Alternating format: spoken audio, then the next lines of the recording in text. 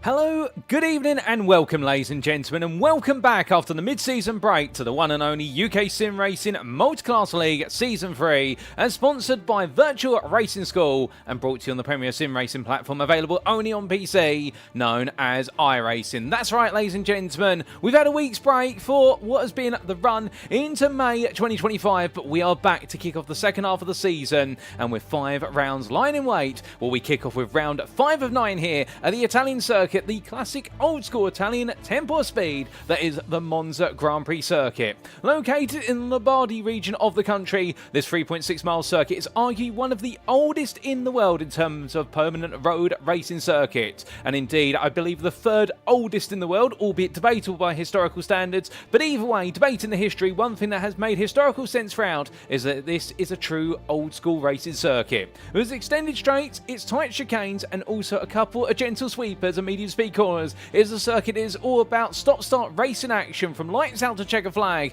with the whole aim of the game around here be to be able to get the car through the chicanes as quickly as possible. Indeed, on the exit of the corners, be able to get the throttle fully down and go absolutely roaring and romping up towards the next heavy braking zone. But in all of that, of course, slipstream is absolutely critical, as well as being bold on the brakes, and whoever is the boldest on the brakes, as long as they can get it stopped, may just come away victorious, albeit they'll still have the pressure on them all the way to that final checker flag. But as we welcome you all to this post-round broadcast on circuit side, well, this is a post-round broadcast of the racing action which occurred on what was Sunday the 4th of May 2025, so yesterday. We're bringing it to you as if it were live today here on the official UK Sim Racing media channels. Of course, there are 2 of them, and we invite you to tune in via either the YouTube channel. Of course, we do have Medmo or Matt Edwardson already saying hello there in the YouTube chat, and you can tune in via YouTube at youtube.com and search for UK Sim Racing or UKSR, and welcome to you guys and girls that tune in via YouTube. And of course, we also do have the broadcast available on our official Twitch channel, and that's at twitch.tv/UK Sim Racing, and welcome to you guys and girls tuning in via Twitch. But regardless of what platform you're tuning in from, you're going to have all your racing action brought to you as close as possible to the Raw Live viewing experience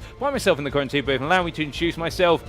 My name is Paul Walsh, also known as TX141 or Britain a Spit, depending on what media you follow me on. Now we're bringing you all your racing action as it unfolds here. Remember, this is a post-round broadcast, and whilst the race itself is not live, we here in the content booth do not know what happens over the course of the racing, and therefore it is as close as possible to the raw live viewing experience for you guys and girls. And we do, of course, ask if any of you are tuning in and have known the result, you don't put any spoilers out there, because we don't want any spoilers whatsoever. But then, let's regale where we come from in terms of the opening 4 rounds. And we've made our way then into round number 5. All the way back on the 30th of March, we're in Portugal for the Autodromo International do Algarve, and that's where we opened up the championship campaign, and what around it was out there. Very tricky conditions in Portugal, a very wet surface indeed with that, but many of our drivers there contending to the challenge that's put in front of them. From the wet conditions of Portugal, it was wet once again at the Fuji International Speedway. However, rain blighted the final practice warm-up session on the 6th of April, and in Japan we got to see some drivers absolutely nail the transition from wet to dry better than others, and particularly in the GT3 classes, it was an absolute roll of dice as to who was going to be coming away victorious. Then, in round number 3, we made our way to the United States of America for the first time on the season on the 13th of April, and Long Beach Street Circuit there, we got to see some brilliant racing action, albeit in drier conditions in the US state of California, but the walls loomed close, and the only thing that was raining was potential damage to our drivers' cars. For those who stayed out, the walls were able to absolutely having a brilliant day of racing. And then, last time out, we started off our Italian doubleheader, albeit interspersed by the mid-season break, and that was round 4 at the Autodromo International Enzo Edino Ferrari, but you all know and love it as referred to in Imola. And indeed, on the 20th of April, we absolutely loved Imola for the brilliant racing it triggered up and down the field, and indeed with the multiclass aspect as well, our LMP2s, and also what was our GTP drivers having to contest each other, also their fellow classmen, and meanwhile in the GT3 classes we've got to see some brilliant battling, and none more so than James Foster coming on through to take his first ever UK Sim Racing GT3 League victory, and indeed I believe his first ever victory in the iRacing service, or at least in a league setting. But now it is time for round number 5, and after today we'll be making our way to the United States of America once again for a double header at Laguna Seca and Road Atlanta. On the 25th of May we'll be then making our way to Belgium for our penultimate round at the circuit Spa-Francorchamps, and that'll be round 8, and round number 9 will see us bring everything to a close with the Detroit Grand Prix at Belle Isle Circuit on the 1st of June. And indeed, we've got some way to go.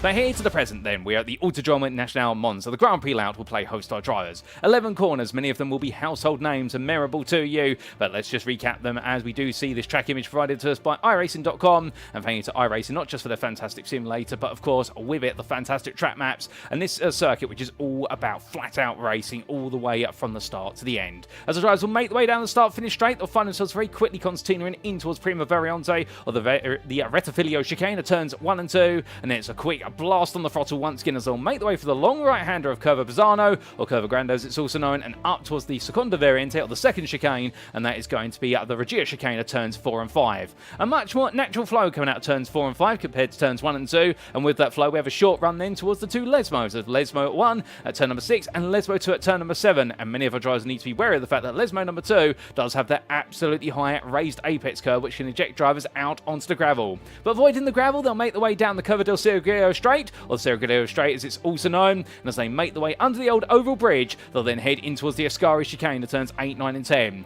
Compared to the first two chicanes, it's a much more fast-flowing chicane, and the average apex speed is much higher, and then it's all about getting on the throttle as quickly as possible coming out of turn number 9 to go flat out through 10, albeit not to go too wide to end up in the gravel trap, and then all the way onto the final stretch in towards Curva Parabolica at turn number 11, which is all about the late apex and then getting back on the throttle as soon as possible and using all the track width to blast your way to the end lap and do it all over again. And of course at some point that checker flag is going to wave, and it's going to be absolutely pivotal to be leading coming out of that final corner. But before we go racing, we've got to give you a recap of the rules, because of course we can't go racing without them. Setup wise, it's an open setup series with fuel loads restricted based on car class as follows. GTPs will take 80%, LMP2s will take 100% because they're the firstest of them all, and the GT3s will take 60% of the standard fuel tanks. A closed qualifying session shall be used for qualifying, and that will see drivers all take to the circuit in an isolated instance, and have the outlap plus 4 flying laps available to set their best possible times. Race wise, we shall see the race commence via a double file rolling start, with each car class separated by 5 to 10 seconds as managed by the class pole sitter, where we will have the GTP starting ahead of the LMP2s and the LMP2s ahead of the GT3s, which will all be intermingled together based on how they qualified. In terms of how when the race starts, it'll be when the GTP class is shown the green flag and everybody goes at that point. We don't have phased starts for our classes. There's one mandatory pit stop for taking on fuel, but changing tyres is entirely optional, albeit the changing conditions today. I'm hearing it's quite wet out there at the moment. We could see multiple pit stops potentially play out depending on when those condition changes occur. There is also, in terms of one fast repair available should our drivers pick up any damage over the course of the race should they wish to repair it, and the driver shall receive a drive-through penalty if they accumulate 20 or more instant points. But meanwhile, all race stewarding, bar off tracks, shall be conducted post-race.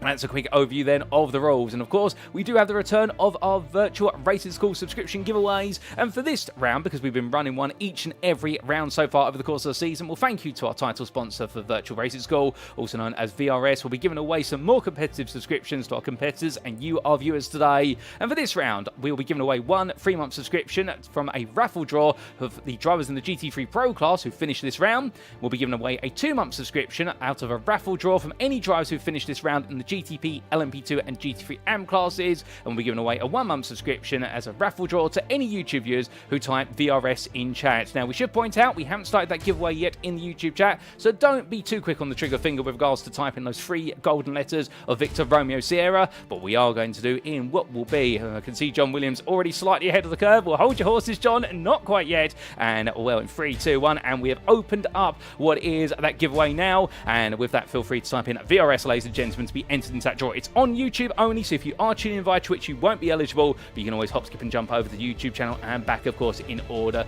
to put your name in there. But with that, and without further ado, ladies and gentlemen, let's head circuit side, and of course, oh, goodness me, if somebody has a big spin in the background there, and well, I believe that's Jarrett Lee having a spin, our newcomer for today, and well, as we do bring up what will be, excuse me there, it does look as though our overlay deciding to be a little bit picky, but there we go, as we do bring up the timing screen for today, and that's in British summertime, that's BST, or Universal Coordinate Time +1, UTC +1, in just under 5 minutes time. We will be making our way then into what will be that qualifying session. 10 minutes in duration, all the drivers out in that closed qualifying, where they'll be having the circuit to themselves and looking to go for absolute gold in qualifying. And who will be the ones to put themselves on pole in each class? That'll be the big question, after which we'll have our 60-minute feature race as per usual, and that'll be at 8:10 this evening. But as we get set, it's a very wet Monza circuit at the moment, indeed quite a misty circuit as well. I would presume that's a lot of water vapour hanging in the air and indeed in the atmosphere, and well, as our drivers do get themselves set right now, a number of drivers in the pit lane there, but those who are not in the pit lane, they seem to be trying to find out where the grip levels are and whether that circuit is making the transition, because it does look as though there the wipers are on for the majority of drivers, but I think that's just clearing up what is spray off of the front window, not rain falling, because the cameras aren't showing any rain falling right now, and well, that's a surprise and not a welcome one to be certain. You can tell that as our drivers make the way on through, but as they do, well, let's look at those class standings currently, and as as they come on up there. We can see right now Ryan Davies being with our third place man for Empire Motorsport will be having a big moment there with the barrier as he tries to bring it back together and heads back to the pit lane. But a couple of other drivers there also trying to give it everything at this time as they make the way on round. And as they do, well, it is all about tiptoeing around there as our overlay does refresh itself. Just a little bit of data being loaded in the background. You have to excuse us for that. It does happen every so often. But as our drivers make the way on around here, definitely very tricky conditions. But to give you a recap then in terms of each of our classes and who is leading the way in each class. Well, right now in the GTP class, it is none other than what is Patrik Thomsen, who leads by the best part of 17 points over this man, Austin William Campbell, who you can see here for Effect Simulations in a 905. But I do believe Patrik Thomsen not quite able to make this round. We're not seeing him on the grid today. So this is going to be a golden opportunity for some of our drivers to try and close that gap to the championship leader, who has proven absolutely insatiable with regards to his desire for victories. He's had 3 on the bounce in the Ferrari 499P, and of course with a number of rounds in the earlier part of the season going from wet to dry, dry to wet conditions, with the all-wheel drive system of that Ferrari really being able to be used to its maximum extent. Well, Xander Hill in the pit lane for TG Simsport, he's currently out there in the Ferrari, and indeed we've also got Amit Rajit-Ghosh. Could we see them potentially fly high, or will we see the rear-wheel drive machines such that of Austin William Campbell in the BMW M V8 Hybrid, or Andreas Nordenhoff in the Porsche 963? Will they come on through? Because many of you may remember Thomas Coates' brilliant performance in the season opener when he made the Porsche 963 work to his advantage at Portimao, and well, a car that definitely works very well in these changeable conditions.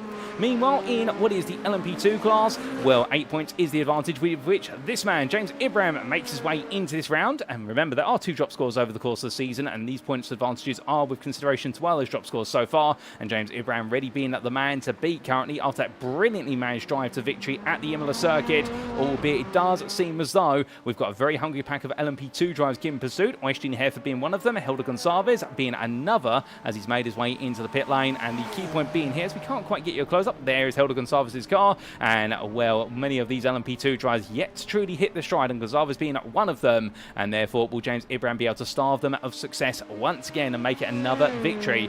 We will see. In the GT3 classes, meanwhile, GT3 PRO, well, it is Kasper Brøckner who leads the way over Cy Anthony as their back and forth battle continues, and the Welshman here is Cy Anthony out on the circuit at the moment in the Porsche 992, and well, that's the battle for Pro. And with the absence of where's Erik Røseth, the man who has been absolutely dominating victories over the last couple of rounds, he's already got 2-0 scores given he joined as a round 3, so this will be another 0 score for Erik Røseth, and it will effectively rule him almost numerically out of contention for the GT3 Pro title, and therefore this is going to be an open door opportunity for either Cy Anthony or Kasper Brøckner, to name just 2 of the drivers in the GT3 Pro class, to potentially go all in and try and take victory if they can. But of course as well, we do have the GT3 AM class out there, and well, James Foster has brought things level with what is Rob Windsor at the top, and there he is in the DCW Racing McLaren 720S, just sat in the pit lane at the moment. But it's him and Rob Windsor who are equal, and we've had 4 different winners in 4 races in the GT3 AM class. It has been the most unpredictable of the classes so far this season, and we're top 6 separated by only 13 points. Who will become our first repeat winner? Will we see a 5th winner in what is 5 races? Well, we'll have to wait and see, as Alex Brown there, one of the learners in the GT3 AM class, back out on circuit once again. Very happy to see him out there. He's had a bit of a mixed season so far, but still, it's all about the learning experience. And without further ado, ladies and gentlemen, well, it's time for us now to make our way into qualifying. Who's going to be on pole by the end of it? Let's find out.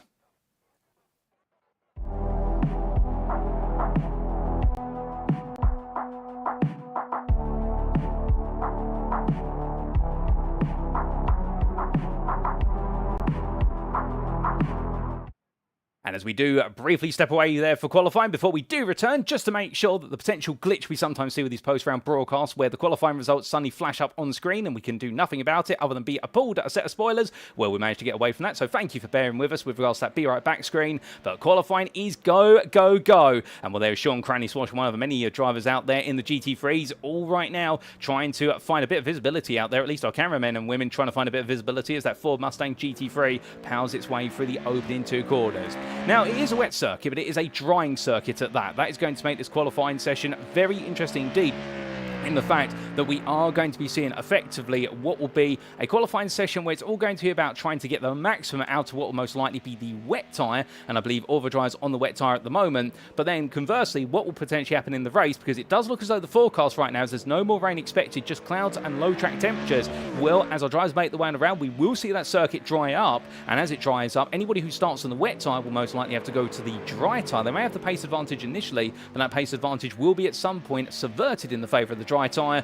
But conversely, if the dry tyre runners who start on it are able to hold on and deal with the slippery circuit at first, they will suddenly gain a lot of time, and they may give themselves much more strategic variety in the fact they're not going to be boxed in to requiring essentially to have to come in when the wet tyre starts to come to the end of its life, and that end of life will be unpredictable. But right now in qualifying, they won't be thinking about that. All they'll be thinking about is trying to get themselves as far up the order as possible. But of course, as well, a slippery circuit or wet circuit, this means it's not a normal qualifying session in that all the drivers here will be trying to find those grip levels, and they won't be able to attack the circuit as rapidly as they would like to, albeit Sean Cranny Swash there bucking the trend and absolutely running rampant over the apex curve there, turn number 10, as he makes his way down, and those headlights absolutely gleaming large. And I'll tell you one thing, ladies and gentlemen, if you're a big fan of V8 engines, if you ever get the chance to hear a Ford Mustang GT3 raw pasture in person, take it, because this car, you will hear it over any other GT3 out there in the modern era, for the simple reason, well, it absolutely screams V8 bestiality all the way through as it makes its way down towards turn number 1 once again, and as it does so, it's an absolute monster as it roars its way on through. But as it does so, well, we can't just dwell on the V8 and the GT3 class. Indeed, we need to look at what is other machinery in the class, and we're going to be looking to the likes of what will be at the Acura here of Richard Jones as he makes his way on through Lesmo 1 in towards Lesmo 2. And well, Richard Jones, who started off the season on a very strong note, albeit was unfortunate to miss out on some key results in the opening couple of rounds. Well, he's back here once again, staying in the Acura NSX Evo 22, albeit up against a whole pack of McLarens for the most part there, as you can see in terms of the top 7 timings in the GT3 class, albeit anybody yet to get any times on the board, and we look forward to seeing who's going to be able to get those first times on when they can. But as we do see of Jones making his way on through there, well, it's okay to talk there in respect to mental health. One big aspect that Slow and Steady Racing or SAS Racing are proud of. Indeed, they've hosted a number of charity events over the last couple of years for what is in honour of mental health charities, particularly Mind being a major one in the United Kingdom, if not further abroad as well. And right now, Richard Jones flying high here, not just the banner for Slow and Steady Racing, but also for mental health on the car. If you're wondering where that hashtags come from, and it's okay to talk. But as he makes his way on around here, what's going to be the big talking point of his first flying lap then as he comes on out of the final corner? Is it going to be a strong one? Is he going to set the banner high for GT3? And well, here we go. James Conley in the pit lane. Conversely, I'm noticing he's not making his way out on circuit at the moment. And for Richard Jones, that first qualifying time is, in fact, that's not going to be. That was his out lap there. Let's get ourselves corrected. So he's decided to take a bit of a delayed start to his qualifying session. Meanwhile, first lap on the board, that's a GTP car, and that's in the form of Darren Norquette there in the Racing Forces machine of 42.442. As well from him, we look to Amit Rajit Ghosh, albeit you can see there is a car there because of the headlights, but if you're wondering what it is, it's a Ferrari 4992P in that wonderful red and black liveried machine that Ghosh races around in. And as he does so, making his way on through in the number 17, there he goes towards the timing line, and well, Austin William Campbell raises the benchmark there to a 42.319 over one in GTP. But as our driver makes his way on around here, what's he going to be able to do this time as he comes across that timeline? And Ghosh is able to go third place there, and well, a good run from Ghosh. A nice run in, and now it'll be to some of his other rivals to try and improve, as Davies and Hill are both there, I believe, putting in initial bank collapse, but really just burning fuel out of the car. And well, we look to the LMP2 class, and it's Øystein Herfjord so far on a 48.052, 4 tenths faster than James Ibram, but we've still got a lot of time to come in. Emil Koopman's just getting his initial banker in. It's meanwhile Jarrett Lee absolutely putting in a phenomenal time there in the 115 privateer machine on his debut, no less. That Dallara LMP2 machine, that P217 I should say, was he makes his way on down into the braking zone for turns 1 and 2. Right now, Lee absolutely flying, and well, Ben Cullen meanwhile 2 tenths behind, but nowhere near close as Lee makes his way up towards turns 2, 3, 4 and 5 very quickly once again. But as he does so, we say hello to a number of you in the YouTube chat there, including not just Medmo, but also Anstis Races, and I'm doing very well, Mr. Anstis. I hope you're doing well as well. well. Also to Closet Sim Racer, also to Jacinta Dinsa, and we also say hello there to John Williams, and I believe we've also got Can H Motorsport there, Sir Bottlejob, Alex Brown, also Aston will be there. Goodness me, you're all coming out in your droves today. I absolutely love to see it, but I think that's everyone, and Ibram, of course, or James Ibram there, if you take the J, and also the Ibram separate them out. But as our drivers get the way to the halfway point of this qualifying session, well, we need to give you an on-board lap with one of the drivers, and we, I believe, are going to get an on-board lap very shortly with Xander Hill as he goes the fastest of everybody there in GTP, and that is a monster lap of 42.311. I think the lap's going to keep on coming here as he makes his way down towards turns 1 and 2. As he does so, braking there just before what is the 100-meter board all the way down to first gear as he slices the car from right to left here. Very, very sensitive, but able to use the all-wheel drive system of that Ferrari now to absolutely bury the throttle and power his way in towards turn number 3 at Curva Bazzano as he makes his way on through long right hand. You can see the car gradually creeping out there, but not fighting the steering wheel too hard as he heads in towards the Regia chicane, braking at 120 meters from corner apex down to second gear, straight line his way over the curbs, having to be very careful how he approaches them. Oh, goodness me, he'll fight it with the steering there as he comes out of turn number 5 and in towards Lesbo 1 he goes, braking about 50 meters from corner apex there. It's all about a quick dab of the brakes and then chuck the car into the corner, and it's going to be the same here as he looks to his left for the 50-meter ball, braking slightly earlier than he would normally in dry conditions there, braking about 65 meters in order to settle the nose on the car, and as he makes his way now down the Seraglio straight or the Seraglio curve, depending on your preference and what you consider to be straight versus the curved line, and as he makes his way under the bridge in towards the Ascari chicane, we're looking to his right hand side there and braking it was the 100-meter board all the way down to third gear, late downshift from fourth to third, really taking his time into the corner so that way he can get a better exit out the corner. Oh, goodness me, as he takes a lot of apex curve there through turn number 10,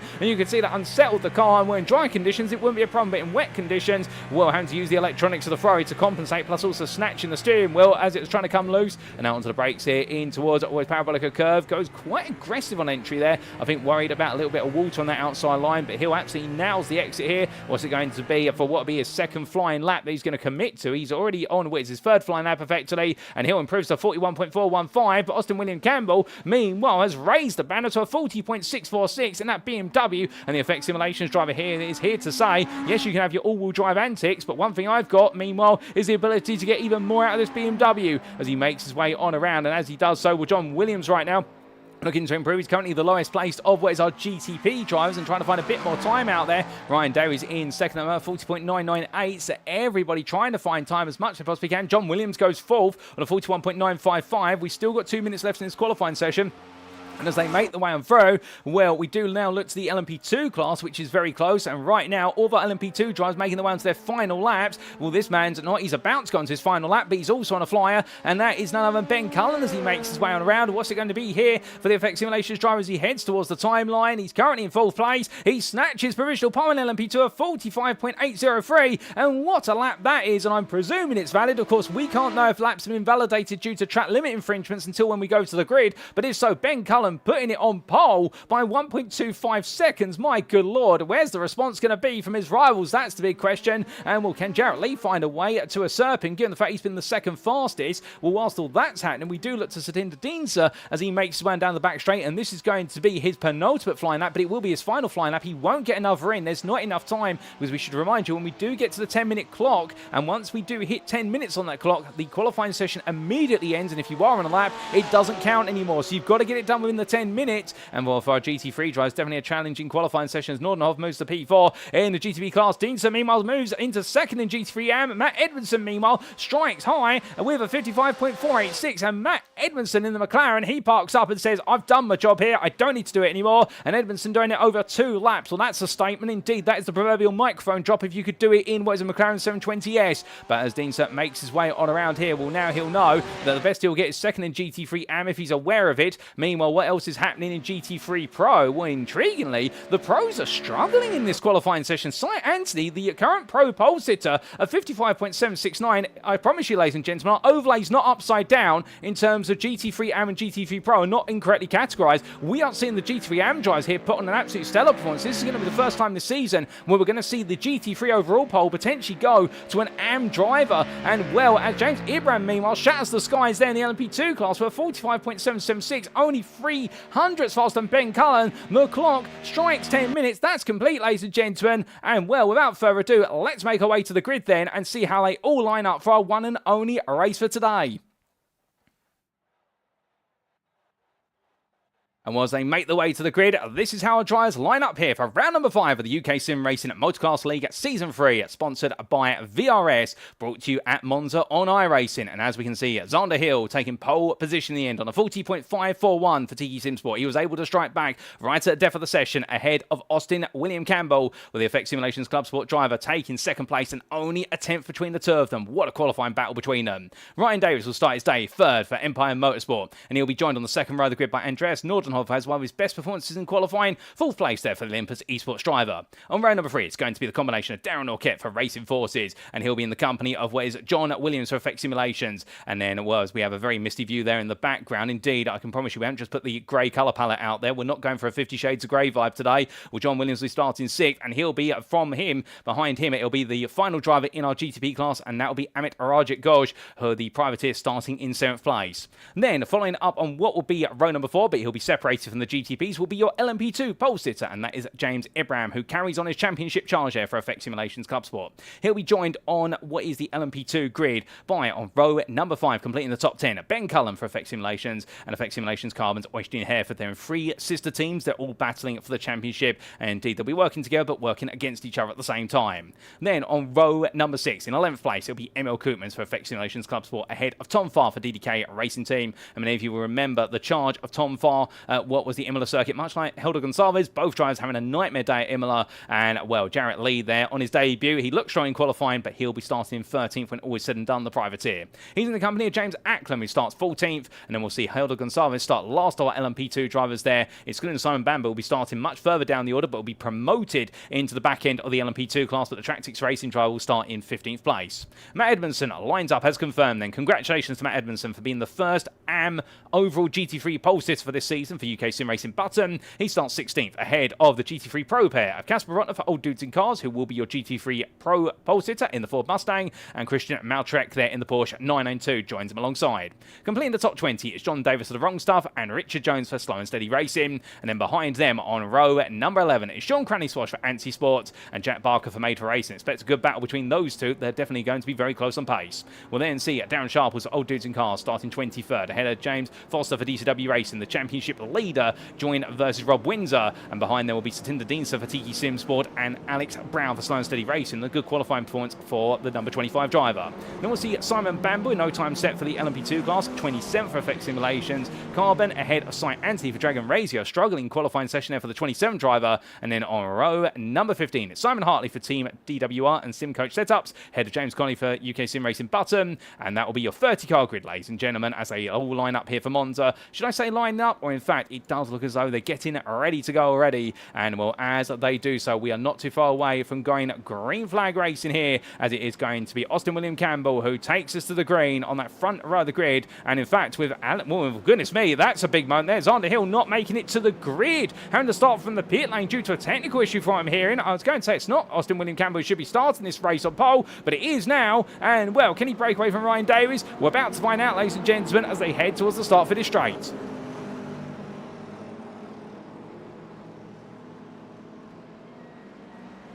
And it's go, go, go as Austin William Campbell absolutely buries the throttle and tries to roar away. And as they make their way down towards turn 1 for the first time today, where it's a great start there as they'll be heading down there in excess of 170 miles an hour. It's still wet, but no rain in the forecast. And therefore, as they all come onto the brakes, well, who's going to be the close one of the two here between John Williams and Darren Norkett? It's Norkett out the inside of Williams, and Williams has to back off there as they make their way out of the corner. Amit Rajit Ghosh, meanwhile, a little bit further behind. Meanwhile, in the LMP2 class, James Ibram has a brilliant start. Ben Cullen and Øystein Herfjord going side by side into the braking zone. 3 wide there practically, as in the end Tom Farr decides to back out of the battle between himself, Koopmans, and what is Lee. And Jarrett Lee in the end gets a lot of wheel spin on the exit of the chicane. That's the battle now with Helder Gonçalves, and will from them in the GT3 AM class and GT3s overall, well, Matt Edmondson keeping the GT Pro leader, Kasper Brøckner behind him for now. Christian Maltrek not too far behind. It looks so everyone safely on through the opening couple of quarters. Turn 1 absolutely clean as a whistle. Well done to everyone for making it on through. And I think Simon Bamber there, well, he's had to start from the very back of the field, so he's had to carve his way through. Not the normal start that he wanted. started. But from them, it looks as though, goodness me, something's gone very, very wrong there for Ben Cullen, who's had a big spin. And I think as well, we've had a spin for what is another one of our drivers. John Williams has also had an off. In fact, that's John Williams who's fallen all the way down here in the Lesbos. We're going to try and find out what's happened between them shortly, as meanwhile, we look back towards the very front of the field, and this is your GTPs, as Austin William Campbell trying to pull away from Ryan Davis. He's got Andreas Nordenhoff close behind, and I think we've had a bit of an incident for Matt Edmondson that's occurred all the way at what is the run out of the Regia chicanes. We've got a few things to look at, albeit we're not looking at it on screen at the moment. We'll get you a replay of it when we can, but there's been a few major incidents as our drivers come towards the end of the opening lap, and as they make the way around, it is going to be Austin William Campbell who is going to complete this opening lap as your leader in the GTPs and overall. So after one lap, it's William Campbell who leads ahead of Ryan Davies in second. Andreas Nordenhoff, meanwhile, is not going to let Davies go anytime soon as he tucks into the toe here as they blast away down the start finish straight onto lap number 2. Takes a peek, decides not to. Noticing the white painted line then, the lack of grip it's going to offer him, and onto the brakes they go, and that's where they're going to stay right now. Darren Orkett's in 4th, Amrit Gosh in 5th, and then we come to the LMP2 class, and it is James Ibram who's pulling a great gap at the moment by the best part of what is 1.6 seconds over Øystein Herfjord with Emil Kuntz for close company, but further back there, where it's going to be almost 3 wide once again, albeit Jarrett Lee decides to let it only be 2 wide here, as Helder Gonzalez and Tom Fargo side by side. Falls on the inside into turn 1. Gonzalez on the outside to inside, gets biffed sideways, has to take his way over the sausage curb, and in the end, well, Jarrett Lee's going to watch that and think, okay, I'm glad I didn't get involved in that, but as they make the way on through, well, Gonzalez will gain time initially, but he'll have to give it back due to an automated slowdown penalty that he'll gradually serve. He won't be happy about that. He'll feel he's forced to go wide in the end, by far being on the inside, but I'm sure the two of them will talk about it after the races. Meanwhile, here comes Lee looking up the inside of far, but again decides not to go for it, recognising the fact there's no grip on that line. Further back in the GT3, so this is Simon Hartley now in the Sim Coach machine looking for an opportunity versus Matt Edmondson after Edmondson fell down the order. Not quite sure how he's fallen down the order, but he has taken the tumble. And meanwhile, that behind him is Cy Anzi looking up the inside and, well, makes an absolute hash brown of it. And indeed, that's not going to be the cleanest pass in the world, but he does get through in the end. But I think there was a bit of contact between the two of them, and they might have a few words. But from them, we can see meanwhile James Foster now, who also had a difficult qualifying session, getting his way ahead of Simon Hartley. So the DCW racing driver gradually picking his way through, and I believe has been involved in some sort of altercation earlier on. We will try and find out what's happened. But from them, Andreas Nordenhoff running a bit wide there, coming out of what is Parabolica curve as he makes his way out of the final corner. It releases Darren Norquette, and well, we have had Austin William Campbell. I believe our timing screen may be a little bit glitched at the moment, ladies and gentlemen. Bear with it, it's going to get itself updated very shortly. But the point is, I think we've had a driver go round. I think it's John Williams who's had a bit of a nightmare moment coming out of what is the final corner into it, but we'll get an update on that shortly. In fact, Ryan Davis has had to come into the pit lane, so it's all drama right now wherever you look, and we're going to have to try and pick up the pieces and explain what exactly is happening. But from them, as we do look to what is John Davis chasing after, I believe we're being chased by Jack Barker. Let's get ourselves corrected. John Davis is your GT3 AM leader at the moment, as there is Barker getting very close for what is made for racing. The wrong stuff driver here, not really fighting this. These two have been rivals in the same class in the past, but for this season they are not rivals, and therefore they're going to avoid tripping over each other's toes if they can help here. Albeit Barker trying to go around the outside, Davis on the inside here. Practically saying to the accurate driver, can you politely get a move on? Oh, goodness me, big swing to the inside there for Sindadinsa, and I was getting a few echoes there of what was Mansell versus PK from Silverstone all those years ago, with Dinsa looking one way, then looking the other, trying to throw the dummy, but Sharples in the end has got too much length in the braking zone to make sure that Dinsa can't get on through, but it was a good try there from Dinsa, and as they make their way down towards turn number 1, well, once again, this GT3 battle is going to absolutely draw its way on through, but difference in 2 cars, and well, it does look as though that right now, Dinsa, he's got the pace into the corners and into the braking zones, but he hasn't got the straight line speed of that McLaren, and Darren Sharples making that McLaren work wonders. But as they come on through and in towards what will be at the run through turn number 3, Emil Koopmans still has the pressure of Helder Gonzalez behind him, and Gonzalez close, but not quite close enough to get involved here in towards Ascari, albeit they've got Øystein Herfjord only a second up the road, so they won't fight each other too hard, although I do know that the Dutchman right now in the 904, he does see Herfjord as one of his main rivals, and we got to see that, Imola, in terms of how much battling there was between the two of them. We absolutely love to see it, of course, and as they make the way on through here, well, that dry line is gradually building, so anybody who started on the wet tyre, they'll gain some pace early on, but I suspect we are going to suddenly see some wet runners either have to come into the pits, alternatively, they are going to lose a lot of pace because those tyres are going to become blistering hot and start to turn into a slick effect here. Unfortunately, we can't give you the data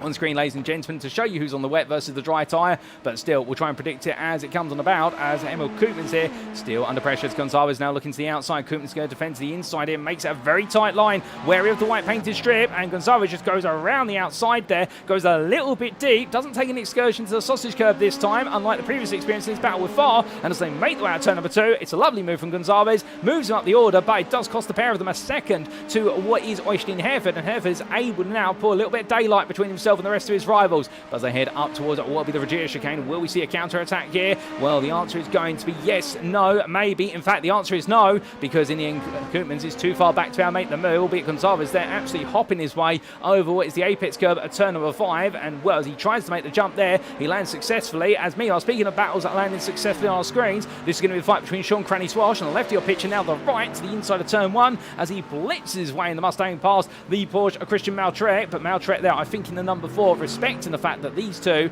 they're in the same race, they're in the same class, and they don't want to let Kasper Brøckner just run away with things, because he is the best part of 3.5 seconds up the road. So I think Maltrek there doing a little bit of, you know what, the enemy of my enemy is my friend, as they say, and therefore let's be friends right now, and we'll hunt down a common enemy together, which is Kasper Brøckner, if they can chase down the very fast flying championship leader. And we'll have to see, as you can see him off in the distance there for old dudes in cars. But let's not take a pause there, as Sight Anti now making his way at the inside of Alex Brown in towards turn number 3, and with the McLaren driver here coming back, and that McLaren is proving to be very quick in a straight line here at Monza for a lot of our McLaren drivers. They seem to be able just to tap into a lot more straight line speed compared to the Porsche, and in the end, Brown is able to pull back ahead. Does he get it stopped in time? He does, but he's offline. He takes a very deep run in towards turn number 4 in the inside. Anthony says it was a good try, but I know where the line is, and we'll credit where it's due that Alex Brown, he decided to go in for it, but the 25 driver in the end just ran a little bit deep and cost himself some time. But he won't be too upset about that. He'll learn from it, and now he's got to take that experience, because he's got James Foster coming up behind him, and well, that is one of his class rivals. But speaking of rivals here, that is Jarrett Lee passing at Tom Farr on the exit of turns 1 and 2. We get a nice close-up shot there as they go side by side,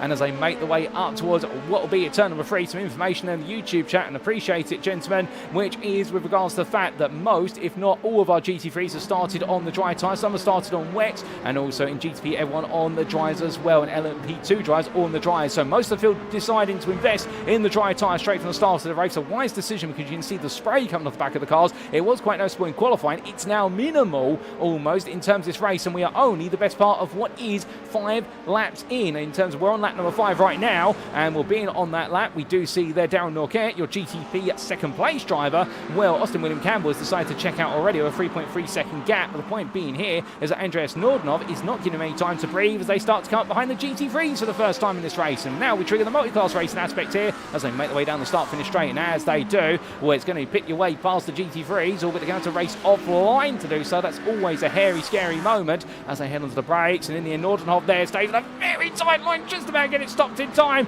Good lord, the number 20 driver there, my heart almost coming out my chest. I didn't think he was going to stop there in the Olympus Esports car. That shows you all the faith that they put in that Porsche 963, and it's well invested faith. But Nordenhoff there, I think Sight Anthony might have been sat in his car thinking, oh dear, what's going on here? And well, Nordenhoff losing some time in the end, given how hard he had to come down on the brakes, didn't lock him up, and down Norquette, meanwhile none the wiser as to what's happened as they make the way on through, but well handled by the number 20, and as they make the way on through in towards what will be even more traffic here, well now this is going to become a little bit of a headache because of the fact they're going to catch a load of GT3s making their way on through what will be Lesmo 1 and Lesmo 2, and well for Darren Norquette in particular, he'll be absolutely fuming at this point because all the pace and gap he's gained, all of a sudden it's subverted on him, as you can see Nordenhoff there trying to squeeze his way on through, as that's going to be a change of place. Matt Edmondson taking a cheeky pass to the lead of the GT3 AM class there, with Deans having to go a bit deep at Lesmo number 2. Edmondson simply goes, okay, well there's a door open here, I might as well take it, and well Nordenhoff in the end had to squeeze his way past Edmondson, but Edmondson, he's going to be smiling from ear to ear at that one because he may have had a bit of a difficult start, but now he's back on track here, back into the lead of the GT3 AM class,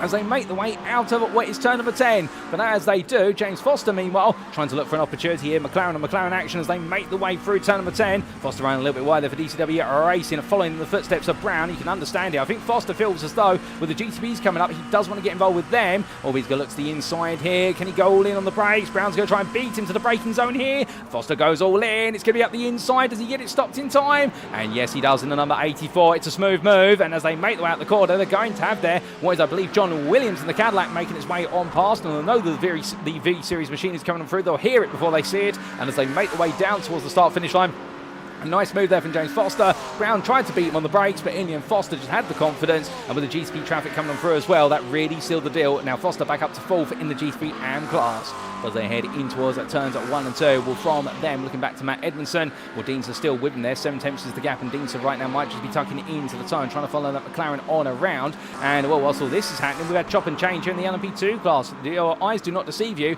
That is James Ibram in 2nd, and he's got Helder Gonçalves close behind him, and in front of him that's Øystein Herfjord. So it's a bit of a swap here between the 3 drivers as we jump on board with the 3rd place LMP2 from Track 6 Race, and Helder Gonçalves there, who almost plays sandcastles for a brief moment as they make the way on towards what will be turn number 3, and as they power the way on through, well, Gonçalves there a little bit too far back at the moment, but to be fair, I think he's going to be smiling a little bit, because consider the fact that this point in the race at Imola 2 weeks ago, he was having to put on one of the biggest recovery drives that we've seen in the season, and well, in the end, all that recovery was for naught after about 10 minutes, and the fact he got pushed down the order once again and had to do it a second time. But Gonçalves right now, our American driver, absolutely, I think, enjoying the fact he's up in the battle for the lead of the LMP2 class. He's got the 2 leaders right in front of him, and he's got no pressure behind him, given the fact that Emil Koopmans is almost 2 seconds behind, and therefore Gonçalves had a very different day today. And well, this is the day I think he wanted coming into this round as they make the way in towards what will be Ascari. And well, they've got 2 wide GT3s in front of them, and that is a battle between Simon Hartley and Richard Jones. So that's going to create a huge traffic jam effect here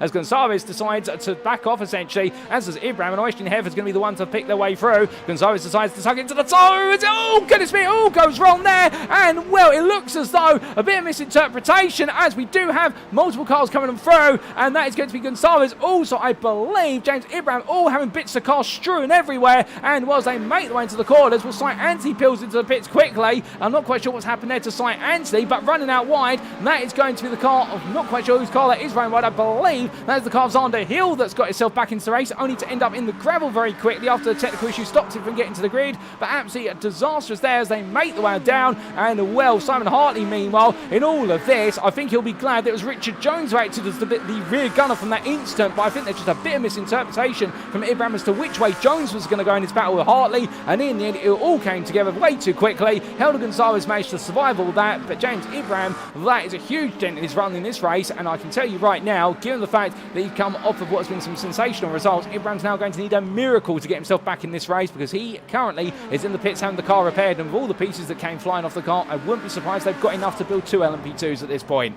But as they make the way on around here, the drivers are still running.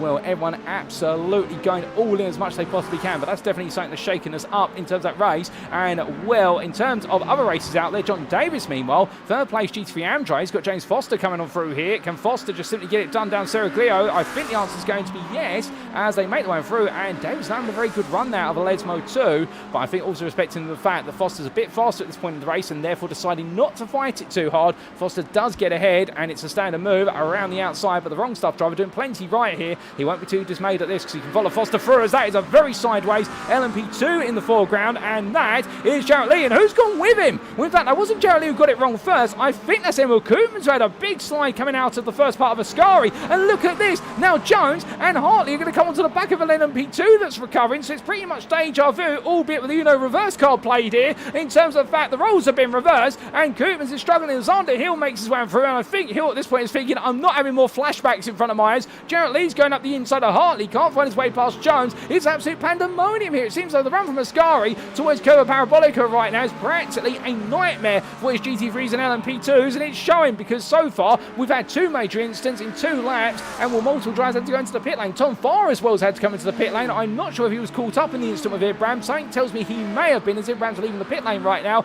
but even so, as that's all played out, well, meanwhile, coming back to some GT3s fighting, this is Edmondson versus Maltrek, and well, the GT3 driver is going to pick up another pro driver here, and right now Edmondson, after what was a dismal start to his race, is now starting to pick up the pace and actually go on the attack here, and I don't think he's thinking about just the GT3 win. I think he's thinking about the GT3 overall win here, as he makes his way through Lesmo 1, and well, he'll want this win in the GT3 class, because the way that his championship campaign has fallen off track over the last couple of rounds, he'll want to get it back on track, and this is the best way to do it. But as our drivers make the way on around, we do say hello there to Helder Gonçalves in the YouTube chat. I hope you're doing well, and also to Sean Cranley Swash there, just name 2 of you. And as all of our drivers make the way on down, well, it gives us a brief breather here, albeit I say it gives us a brief breather, and as soon as we look to the LMP2 class, they're fighting once again, and it's Jarrett Lee and Emil Koopmans here as they they make the way on down what is the Serraglio straight. We still do need to take a look back at what exactly happened on the opening lap. The big incident across the number of drivers a bit of time, particularly to Ben Cullen's race. It had a huge dent put in it early doors,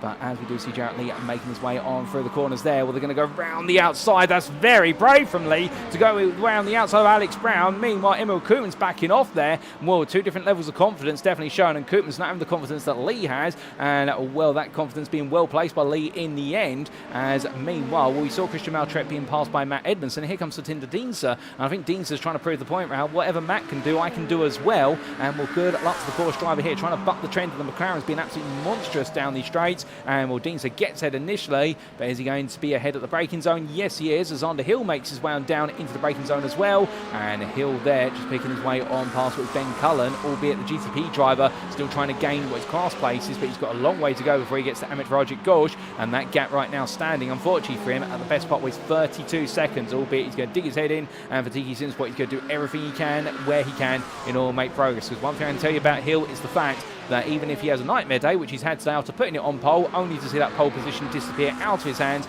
but the fact he could not make it onto the grid due to a technical issue, he will give it everything he can. But meanwhile, speaking of drivers giving it everything they can, Helder Gonçalves all over the back of Ben Cullen here as they make the way through at turn number 6 through Lesbo 1 in towards Lesbo 2, and as they make the way through, we look down here riding on board with the number 23 car, and well, out of the corner they come. Sparks fly from the under tray there of Cullen's car, and nothing between the two of them as they head up towards what will be Ascari, and as they do, 2 tenths is the delta, getting closer and closer and closer. Can he find a way in? Can he look for the move? There's a bit of GT3 traffic in front of him as well, and Cullen right now, I think he's just trying to grasp onto the back of it and go, please, just save me from Gonçalves, who right now is absolutely on a merciless charge, and as they come out of Ascari, well, Cullen right now gets a poor run off the corner, but he's going to try and make it as wide as possible to prevent Gonçalves getting down the outside, but Gonçalves is going to go for it here as they make the way in towards the last corner of this lap, and as they head onto the braking zone, there's more traffic in front of them, and it's going to be Gonçalves who tries to go all the way around the outside, but in the end decides to tuck back into the toe, and as they exit the corner now, it's a charge all the way towards what will be another lap, and as they head towards that timeline, Gonçalves is literally sniffing the exhaust fumes over the back of Cullen's car. That's how close he is as they head down the start finish straight. It's wonderful to see. Up the inside, he tries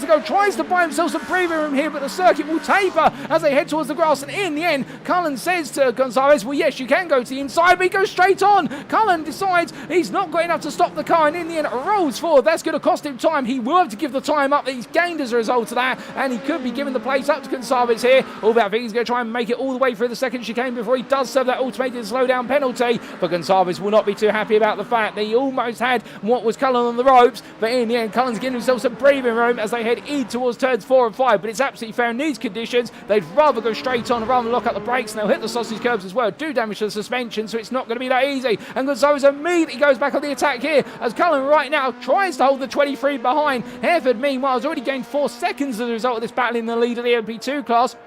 As they come out to what is turn number 7 in towards the Serraglio straight, we're looking one way then the other, and Cullen right now is making this 906 Effect Simulations LMP2 so wide as they make the way through, but here comes Gonçalves. He's going to look up the inside here towards the braking zone. Gonçalves on the right, Cullen on the left. Gonçalves makes it to the apex, and Helder Gonçalves comes on through, and can he now the exit here from Ascari? Will Cullen get the opportunity to come back? Well, there's your answer, for as they make the way out the corner, Gonçalves is gone. He's already put the best part of what is half a second between the two of them. I don't think Cullen's going to be coming back from that one, as meanwhile, looking back to the front of the field, whilst all that's happening, we've got a battle going on right at the front.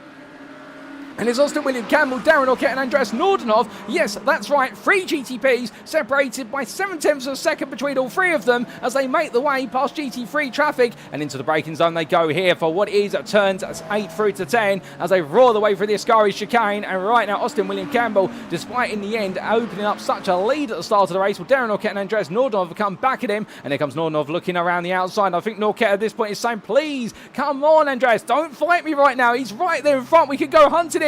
But Nordenhoff's got other ideas, and can he sweep round the outside? I think he's going to go all in for it here as they give each other great racing room, and as they make the way out of the corner, it's a drag race here. Right now, they're both going to fight to take the slipstream over the back of William Campbell. The wary, of course, of the fact that you do have what is Richard Jones and the GT3 car as the two cars come together for a brief moment, and well, Nordenhoff just about avoids going to the barrel with Orkett as he does get ahead, but Nordenhoff's going to go straight on here, and well, Austin William Campbell sees it coming, so Andreas Nordenhoff missed the braking zone. I think some damage done to the the car as a result of the contact. He can't get it stopped, but he's going to give the place back immediately here and then gradually pick up the speed as he does so as not to be a danger on the outside line as they make the way through. Well, my goodness, that is a crisis averted, and Darren Norquette and Andres Nordhoff, it's part 2 of this battle right now, albeit Norquette will reset things by being back into second. But as they make the way through, great awareness shown from everybody, and also you'll notice there that Nordhoff tried to twitch the car as far away as possible, and William Campbell, they were practically reacting to each other, and Darren Norquette and trying to back off and avoid it. All 3 drivers there deserve a medal for escaping that one, and well, we could have a bit of a breather right now as we do see our drivers make the way up into the distance. And with that, well, we'd like to have a breather, but the LMP2 drivers have said, unfortunately, Mr. Commentator, you've got to now look at some more battling here because Cullen is back on the back of Gonçalves. And I can tell you one thing, ladies and gentlemen, those replays that we had queued up for what was earlier on this race, those will not be happening anytime soon with how fast and frantic the battling is, given the fact we're already on to lap number 13 for our GTP leader, and those instants were on laps 1 and 2. Well, I don't think right now we need a replay of what's happened because right now we've got plenty of brilliant battling going on as the 906 looks around the outside here. Gonçalves coming down towards where it's turn 1. Sparks flying underneath there. Where's Gonçalves' car, and Cullen in the end, he tries to go around, but Gonçalves now goes straight on here. I think both drivers giving each other as good as they're given as they make the way through, but Gonçalves, of course, will know that's the second time he's gone over that sausage curve this race, and the suspension on that Dallara right now is going to feel very, very hard indeed. But as they come up to speed once again, well, from them, we look back to the very front of the field. And as they come in towards what will be turns 1, 2 and 3, and well, right now it's going to be Austin William Campbell, who is the leader of this 1, 2, 3 pack in the GTPs as they make the way around. Now, for those wondering how much time have we spent in this race, given the fact we can't show you the race time in the top centre of your screen because it does normally go a little bit erroneous when we are doing a post-round broadcast, we can tell you that right now, in terms of the number of laps we're expecting from our GTP leaders, it is going to be the best part of what will be 37 laps today, with pit stops all considered, and the pace they're running as Satinder Deanser there makes a complete ham sandwich of the apex curve of West turn number 5. I think being caught out by the GTP coming through, everyone in the end respectfully letting him get himself back up to speed. But you can see the number 10 car struggling along a little bit, and hopefully that has not crumpled the suspension of that Porsche, because if so, that's going to be an absolute heartbreak end to what will be the stint of the race for the GTP and second place car. I think he's getting it back together gradually, but not the way he wanted that to play out whatsoever, as Darren Norquette, meanwhile, Andres Nordhoff, these two battling with each other side by side, and meanwhile it's William Campbell going on through. That's enough meanwhiles in that sentence for the time being as they head in towards what is Ascari. Number 86 driver in the end is passed by Nordhoff, and Nordhoff finally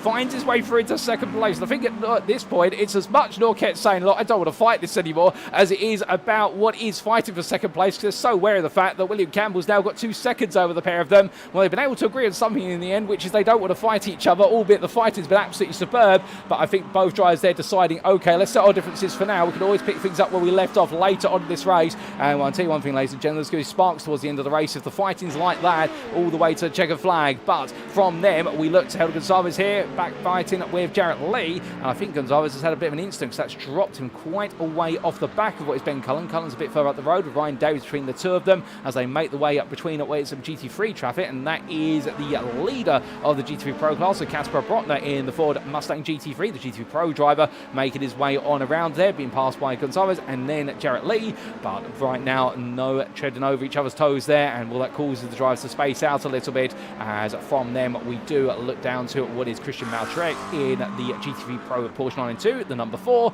and he's currently in 5th place in the GT3 Pro class here, and just enjoying a solid run, albeit the number 4 driver at this point in time, I think now just starting to settle in for long distance, with Cy Anthony a lap down, knowing the fact that one mistake is all it takes here, and it could be a race that ends up in the barrier faster than expected. But as the drivers continue to roar the way on around, well, from that we do have an opportunity now to take a look back at some moments from earlier on in what is all of the racing.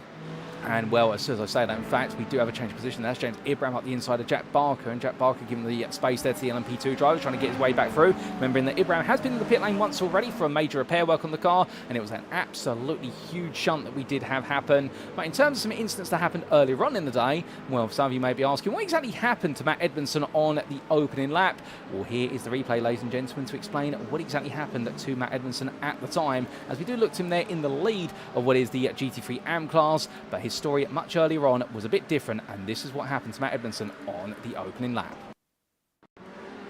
And this was all the way then in the run down towards, I believe, in towards, not Ascari in fact, that is in towards the Virginia chicane, and just taking too much apex curb there, and the car kicking round and into the barrier. So Edmondson making a very easy mistake to make, and in the end up in the barrier. James Foster, I believe, also involved in a separate incident on the same lap, and here's a replay of that for James Foster. They were side by side in towards the braking zone here, through what was the Virginia chicane, as he made his way through, just taking too much apex curb, and the rear of the car letting go as he dropped down onto the rear suspension. And well, another moment there, well, many drivers having a bit of a nightmare moment, and James Foster having that one. But what about for James Ibram?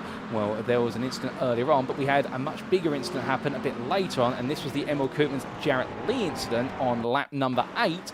And I believe this was the one where everything that could go wrong went wrong. That was Helder Gonzalez battling there with what was a 904. And in fact, goodness me, Gonzalez up the inside there of Emil Koopmans. And that explains why Koopmans went sideways, and Jarrett Lee in the end picked one way to go and ended up finding a face full of traffic as soon as he went there. And well, that explains what happened between them. So definitely a very elbows out race for our LMP2 drivers today, as we do return to your live racing pictures.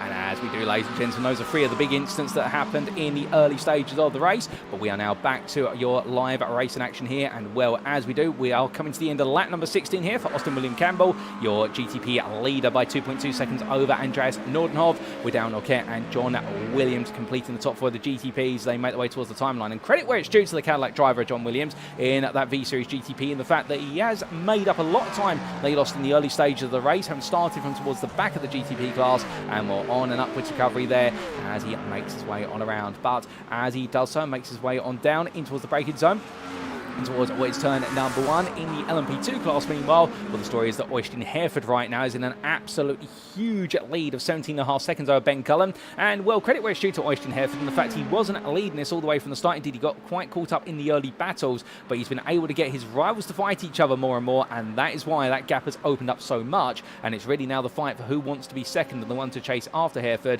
Ben Cullen is the man who leads that, with Helder Gonzalez in the rear of the picture, and then Jarrett Lee not too far behind. And that is your top for the LMP2 class, would have been fighting each other so intently for the runner-up spot that they've let Øystein Herfjord just gradually bolt out the stable. But as they come down towards Ascari, talking about GT3s, because we've got John Davis right then. He is what is your P6 running the GT3 AM class. Well, let's talk about your GT3 overall leader and your GT3 Pro leader at that. That is Kasper Brøckner here, currently on lap number 15 of the GT3 class race. And well, he's got Sean Cranny Swash for company. And Cranny Swash, once again, much like at Imola 2 weeks ago, really coming alive in this race. And that gap of 1.6 seconds, it's not growing, it's actually coming down between the two. I wonder whether Cranny Swash has really got this Ford Mustang clocked in now, because you can see the way he's running it through, albeit running a little bit wide out of Ascari, but to get away with it that time, he won't want to keep doing it, however, because he'll gradually pick up the track instant point. But Sean Cranny Swash right now does seem to be very comfortable in that car, and well, therefore it's keeping Kasper Brøckner honest, as Jack Barker meanwhile is 11 seconds down the road. There he is in the Acura, and well, for artist description, he's the right of the two cars side by side, because the Amit Rajik Ghosh has just pulled in front of him,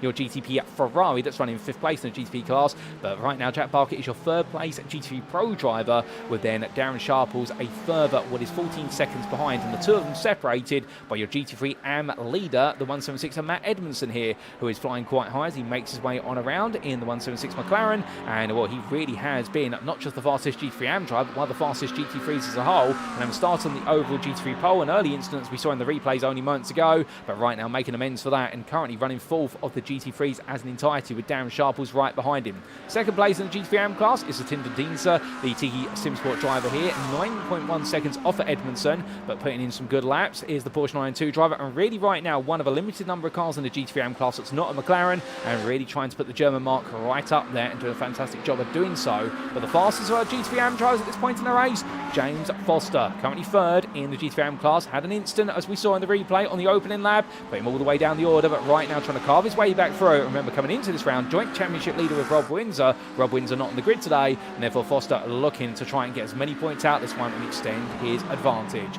But as all the drivers roar the way on around, well, Richard Jones is the next to the GT3 drivers, 11.5 seconds back here, and here he is in the Acura NSX Evo 22. It's in a bit of a lonely race at the moment, albeit it's got quite a bit of damage on the car from some incidents, particularly that huge calamity that we did see coming out of Ascari between multiple LMP2s and GT3s. And well, Richard Jones, I think, was the driver at the back of the GT3 pairing of himself and Hartley at the time that ended up really being right at the pressure point for that LMP2 incident. And well, their body parts are plenty of those cars, and Jones is still carrying on there, even though there's some damage to the rear and the front of the car. But slow and steady racing machine doing exactly that, keeping things slow and steady at this time as things do calm down with the racing here. But as our drivers continue to push onwards, well, there's still plenty to come over the course of distance. Remember, we are expecting there to be 37 laps from what is our GTP class machines, and we are just over the halfway point of this race so far when you do the quick mathematics. With 19 times 2, that's 38. So we are practically at the halfway point at this point, and we do have strategy playing out here.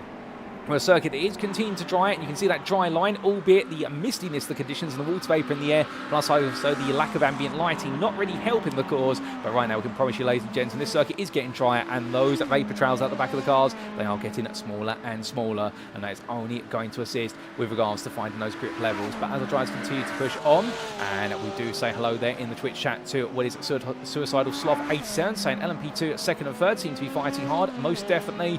And well, with the pit stop starting to play out, it does mean that right now things have calmed down, because Ben Cullen right now has been released, as we briefly do lose Matt Edmondson from the ether there. We just noticed he's left us and then rejoined us in the GT3 lead. Hope that's not a sign of an upcoming technical issue for Edmondson's car. But Ben Cullen right now has been released a little bit with regards to second place in the LMP2 class. Jarrett Lee is still 1.1 seconds behind, so it's not as though the 115 driver is just settling in for a fourth place, because we have had Helder Gonçalves come into the pit lane to take his mandatory pit stop, and a good pit stop at that. So it'll be interesting to see where the strategy plays out, because Helder Gonçalves coming on in from what was at the time third place in the LMP2 class. You would imagine he's gone for the undercut. Where has it actually put him in what is context? Well, it's put him sideways there on the exit of Lesmo 2, and well, that is not a welcome place to go for a spin. He gets it back together, but I suspect Helder Gonçalves there just having the classic, a little bit too much of a run wide and trying to lay down the throttle on that rear left tyre on a slippery curb. And in the end, that exit curb taking its victim all the way almost to the barrier. And the number 23 driver gets it back together. But what exactly happened there for Helder Gonçalves? Well, let's take a look back, ladies and gentlemen, and find out. Now, this was only months ago, so he made his way out of Lesmo 1, absolutely smooth, using all the exit curb there in towards Lesmo 2. He went, took a little bit of white line in the entry, but runs way too deep. The car snaps one way, then the other, and, well, in the end, I thought it was a classic, turn it all the way around, but in the end, going for a full pirouette, and, well, bring it out of the racing line as quickly as he could. Helder Gonçalves had been very wary of the traffic that was going to him, and, well held by that man to get it back around as quickly as he did. But Helder Gonçalves there with a spin, and not an easy one to recover from, but doing everything he could as we return to your racing. As we do in Helder Gonçalves having that spin, and that explains why he's lost a bit of time and why that mistake may be proving very costly later on this race distance now, as our drivers continue to push their way on around. And, well, as they make their way onwards, we do look to what is Ben Cullen here as he comes out of what is turn number 11 once again. And, well, it looks like Ben Cullen here is coming into the pit lane, as is Jarrett Lee, as we look out of cockpit booth window and at the cameras. And Lee right on the back of Cullen as they make their way down pit lane. And, well, both of these drivers right now, they will be pushing each other, and I wonder whether this is going to go to one of them to underfuel the car intentionally to get ahead of the other and then try and fuel save later on, because they're so close to the pit boxes as well. It's almost as if you could reach out and touch that position, and it's going to be a race at the pit stops between them. We'll keep you apprised of that. But meanwhile, out on circuit, we've got plenty of battling between Darren Norquette and Xander Hill, and remembering that Hill right now started effectively from the pit lane multiple seconds down. Darren Norquette, meanwhile, has had one pit stop, so these two are in separate races in effect. But the point being right now that Xander Hill is continuing to push on. He's going to try and pick every place up he can. I think he's going to look at Darren Norquette and go, you know what, I'm going to try and put the pass on you if I can, for the simple reason that I was meant to be fighting you today. But is he going to have enough fuel to do so? That will be a big question as they head on through. And in fact, the answer is no, they won't, because Hill has to come into the pit lane for his mandatory fuel stop. But next in the pit lane, that is Jarrett Lee, who comes out the pit lane at 32.28 seconds stationary. Ben Cullen, 36.95. 5 seconds is the delta over their stationary pit times. Cullen loses third. Meanwhile, where's Helder Gonçalves? Well, he's nowhere to be seen because of that spin. There's James Ibram. Then there's Helder Gonçalves here coming down the pit lane straight right now. And as he does so, up into 5th, but that spin has cost him dear with Simon Bamber between them now. Simon Bamber just snuck his way in between the pair in all of this. And there is the Effect Simulations carbon driver as he makes one through Science just behind. And an absolute what is a shuffle between the LMP2 drivers. I think it's all in strategy here, and one mistake has cost Gonçalves quite significantly, albeit he can still get back in the fight. There's no doubt about it, but he's going to be reliant now on Lee and Cullen fighting each other. Although Lee making that big jump there, I wonder whether that has been by design or whether he's been doing a lot of fuel saving. And well, if Lee's been doing fuel saving, he can feel as though he can get to the end of the race unscathed on fuel capacity with the tank he's got remaining. And Lee is going to pull off a surprise second place, and that's going to be a happy one there. Simon Bamber has a huge weave coming out of Lesmo 1. I wonder if there's potentially wet tyres in that car because of the fact he wouldn't normally jump over that far unless he's had a big kick of oversteer. It didn't look as though he had coming out of Lesmo 1, albeit my eyes may deceive me every so often. They sometimes do. But right now, Bamber continuing onwards, but we suspect there might be a pit stop in there at some point if he's on the wet tyre. 901 trying making a plan around. Oh, goodness me, in the end, there will be more than a pit stop for tyre change. There'll be a pit stop for damage as Bamber makes his way out of Ascari. And much like what happened earlier on some other drivers, albeit they made contact with each other, no contact with another driver this time for Bamber. It's just an error. And well, as a result, the 901 suddenly has its race brought to an abrupt halt. And that may be a subversion to the strategy there as he brings it along. Is he going to be carrying on? Well, with the state of the car, and I think there is a little bit of suspension misalignment there, or what we like to refer to in the business as crabbing, where the car, to point it straight, you've got to point the wheels at an angle. Well, right now, Bamber might be trying to struggle on as long as he can. Indeed, he doesn't come into the pit lane, so he's going to fight on all the way to the very end. But as he does, well, it is John Williams who is leading at the moment, yet to take a pit stop, and well, credit where it's due to the Cadillac driver. We've said about this in the past, and the fact he's running a very smooth race. He may have had a difficult start to the race, but the 909 driver right now, as he makes his way out of the final corner, is he going to go on to lead another lap? No, he's going to end his campaign at the front of the field on this lap, and well, he makes his way on down there, and as he does so, an absolutely solid opening stint. But from him, we do come back to the GT3s, and things are starting to fall a little bit silent in the field at the moment with regards to our drivers. And it should be pointed out, in terms of retirees we've had so far, well, we have had a bit of misfortune for, well, it's two of our LMP2 drivers, that's Emil Koopmans and Tom Farr. So 30 starters, we've got 28 runners at the moment, and both are our retirees in the LMP2 class, albeit Ryan Davies is in the pit lane at the moment. I believe there might be a rumour that the Empire Motorsport machine has had to retire as well, which if so, that's going to be a shame. That'll be our third retiree, and that'll be our GTP retiree, but we will see. As Sharples, meanwhile, we ride on board here with what is the number 777. Somebody's feeling lucky today as he chases after your GT3 AM leader of Matt Edmondson, who's just in front of him. No change between these two at the moment. But meanwhile, hold the phone, because that is John Williams leaving the pit lane. Now, why that's important? Because look who he's ahead as he leaves the pit lane. That's Andreas Nordenhoff behind in the Porsche 963. So John Williams has managed to leap his way ahead of Nordenhoff and Daryl Norquette by just staying out longer. A much shorter pit stop for Williams as well. Only 22.87 seconds compared to Nordenhoff's 27.2 and Norquette's 26.14. But I would imagine that Williams did a lot of fuel saving on his opening stint, and that's enabled him to leap his way into second. You can see him there in the foreground of the camera shot, and as Nordenhoff makes his way on past what is, I believe they're the 907, the LMP2 leader of Øystein Herfjord, Nordenhoff now will have his sights set on that second place in the GTP class, and he'll know he needs to hunt John Williams down. But as they roar the way on through the right-hander of Lesmo 1 in towards Lesmo 2, well, right now no change between them, but Nordenhoff will definitely have the bit between his teeth, and he'll also find a few GT3s in his way, as that is Alex Brown taking a side step to the right. I believe, in fact, that's James Foster. I would like to correct myself there,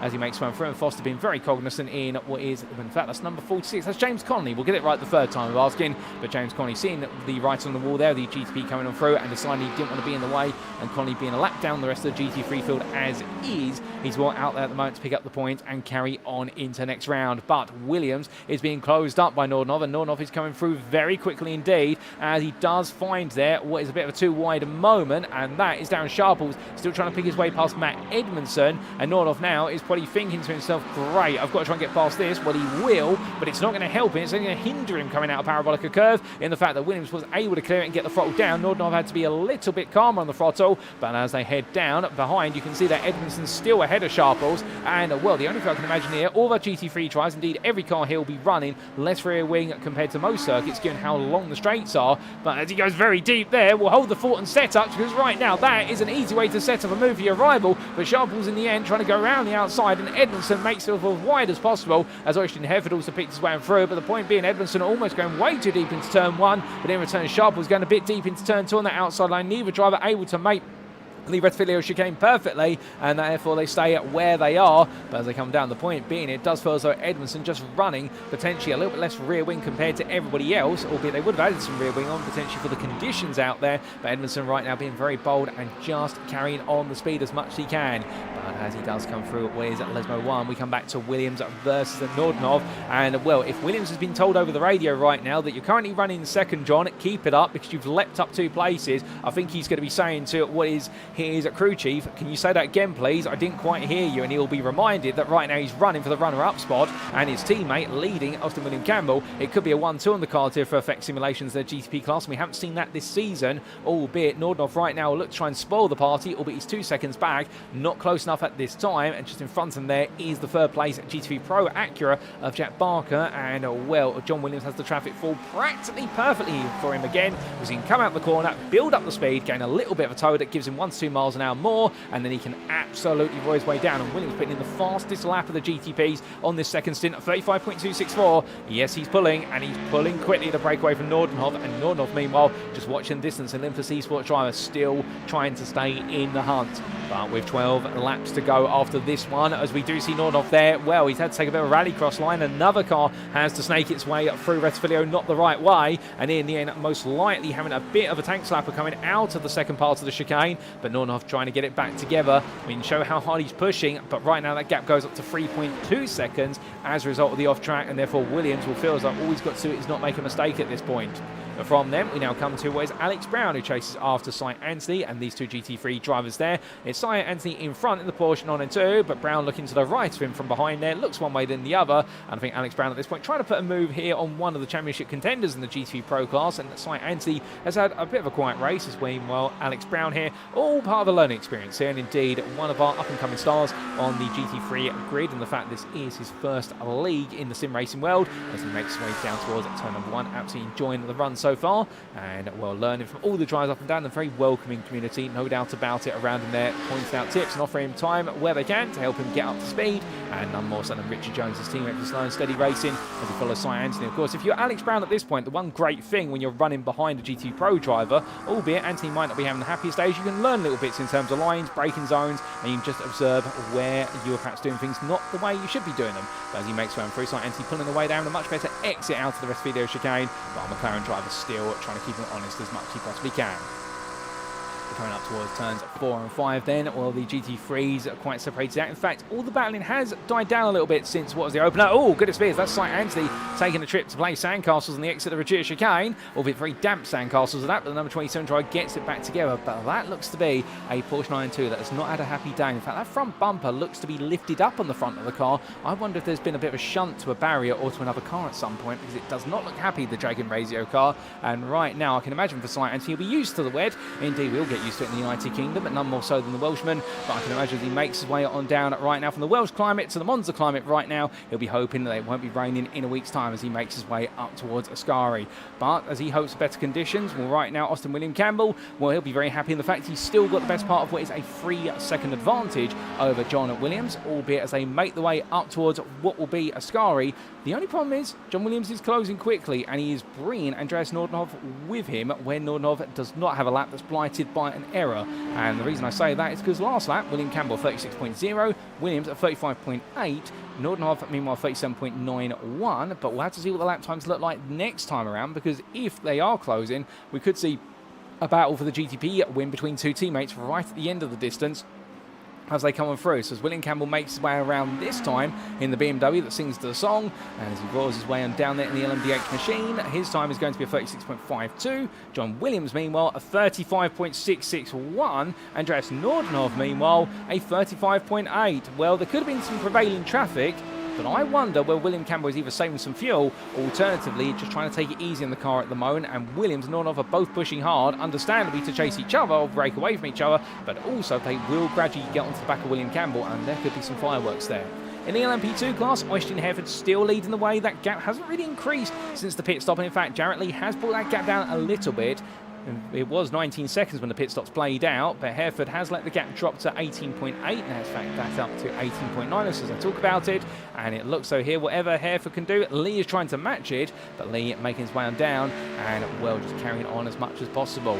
But as they do so and the drivers continue to push each other onwards, we have had a change of what is GT3 Pro position, and well, Sean Cranley Swash has dropped down to 3rd place. Now we've got a replay as to what's happened there. I don't think we have, if something's happened, but Jack Barker has moved up into 2nd in GT3 Pro. I wonder if Sean Cranley Swash has had a bit of a moment in terms of he's gone sideways somewhere after looking so composed for so long, but he has lost the best part of what is on that previous lap. It must have happened on the previous lap. He has lost 13 seconds compared to the rest of his GT3 Pro counterparts, and well, I believe an error, and Cranley Swash losing out considerably, and Jack Barker meanwhile, well, he's taken up the place as a result on Kasper Brøckner right now. We'll be feeling as though there's a bit more breathing room and daylight between himself and any rivals trying to touch him.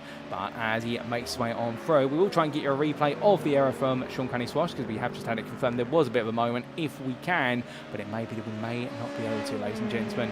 But as we do, well, the LMP2 class, we talked about the fact it's gone a bit quiet across all frontiers. Well, these guys are not going to keep us bored any time long, because Ben Cullen and Helder Gonzalez are now coming back together once again. And we do love a bit of fireworks, albeit clean fireworks between the two, we must say, as they make their way down in towards Ascari. And here they come then, the 906 driver of Cullen. Well, he's holding on to 3rd place, and Helder Gonzalez absolutely on a mission as they roar their way out towards turn number 11. Well, here they go, and Gonzalez right now in the tow. And I think he's going to feel as though this is round number 3 between the two of them, as they roar their way down to what is turn at number 11. Given the fact this race was held on the 4th of May, and you have to excuse me for the Star Wars puns here, I can imagine Helder Gonzalez will be saying behind his racing helmet right now, well, my powers have doubled the last time since we've met Mr. Cullen, and Mr. Cullen's saying, well, twice the power, twice the fall, as they make the one down. Indeed, if you're wondering what Star Wars reference that is, it's Star Wars A New Hope. But still, as may the 4th be with you, as they roar the way on down here. Well, right now, it's not going to be force powers that can give them the opportunity to get close. It will be being bold on the brakes here, as they roar the way through, and Gonzalez, definitely you could see, immediately putting the brakes on, as per his normal braking point, and then lifting off of them slightly. I think feeling as though, you know what, there's more grip available here. In fact, I can abuse the brakes a little bit more as they head on through. And well, Gonzalez will know when he runs in the dirty air, much like any driver, you are going to be having those front tyre temperatures warm up, and those front brakes won't be getting as much corner as they would normally do. As Amit Rajic Ghosh there picks his way around the outside to the inside, so Gonzalez will be briefly obscured. However, what's going to help him out is the fact you can see it there. And Sean Cranley Swash getting close. It's very unfortunate there. Gonzalez being able to use the greater downforce of the LMP2 compared to the GTP of Ghosh in order to get a better run out of the chicane. And well, this is going to be one way or the other. I thought we were going to go for the reverse Moses maneuver then, but thankfully we didn't, because I think Cranley Swash was looking at one way to go, then the other. But Gonzalez right now is getting close, and suddenly that gap has doubled itself as a result of the interference of a little bit of traffic. And I think Cullen will be grateful to see that gap has opened up a bit as they make the way on down. And well, as they make the way in towards that braking zone right now, it's going to be Gonzalez on the chase, and absolutely looking to breathe down the neck of the man he has been battling with since the start of this race, and there's no sign of an ending between the two of them. But heading on down the back straight, the gap falls back down to 9/10, and Gonzalez having what was a relatively quicker pit stop, but of course that error coming out of Lesmo 2 really being the dent in his strategy charge. And we'll roaring on through now, he's got to get all done on the circuit. James Ibram meanwhile leaving the pit lane as I look out my commentary booth window. So Ibram having to come in for a 2nd pit stop of the day. Alex Brown leaving the pit lane shortly as well, having served what will be for him his 2nd pit stop. So a couple of drivers having to make multiple stops here, most likely due to damage, alternatively perhaps misfueling or the wrong tyres going on the car, as they make the way on the table right now. Gonzalez on a charge, and we have lost James Acklam in all of this. We are now -3 LMP2s as Ghosh there tries to follow Gonzalez on through the corner, and well, difference of a run there as we lose Ghosh. Oh, goodness me, and Amit Rajic Ghosh having a big spin there. What was the opening chicane, gets it back together on the Ferrari 499. Very easy to make an error like that, and we'll Ghosh bringing it back together now, but one that he'll learn from, no doubt about it. But as he comes back up to speed, well, we come back to that LMP2 battle. It's the closest battle on circuit. We're going to stay with it for now, as it continues to be interrupted by what is some GT3 traffic. And that is Jack Barker there, your 2nd place GT3 Pro, and Si Anthony being your 6th place GT3 Pro, 2 laps down on the race leader of the class. Well, they're all picking and choosing their way through. They're always going to pick their way past Alex Brown, but Cullen decides not to do it there. A bit too close for comfort, but Gonzalez here will look at this and think, okay, I've got a long straight, I've got Cullen in my sights, and I've got no traffic in front of me as they make their way down Sarah Clear. You can see there, Cullen immediately coming across the front of Brown. He wants to make sure that Gonzalez can't get a distant tow whatsoever, but Gonzalez right now will not let that deter him as he gets within 3 attempts there before the break. braking zone. So the number 23 driver open up the taps in the V8 powered machine as they make the way out of Ascari this time. And well, they've got time, they've got laps to do it, so it's not as though he's got to get it done immediately, but I think right now the mentality will be the sooner I can get it done the better, because I just want to leave him behind. And with Jarrett Lee being the best part of ways at 12 seconds up the road, we can understand right now if Gonzalez wants to go on the hunt a little bit further, because his pace would suggest he could match Lee, if not go a little bit faster. But then again, would he have enough laps to do it? Well, that's a theoretical thought, but let's stay in the practical realities of here and now as the Track 6 racing driver we ride on board with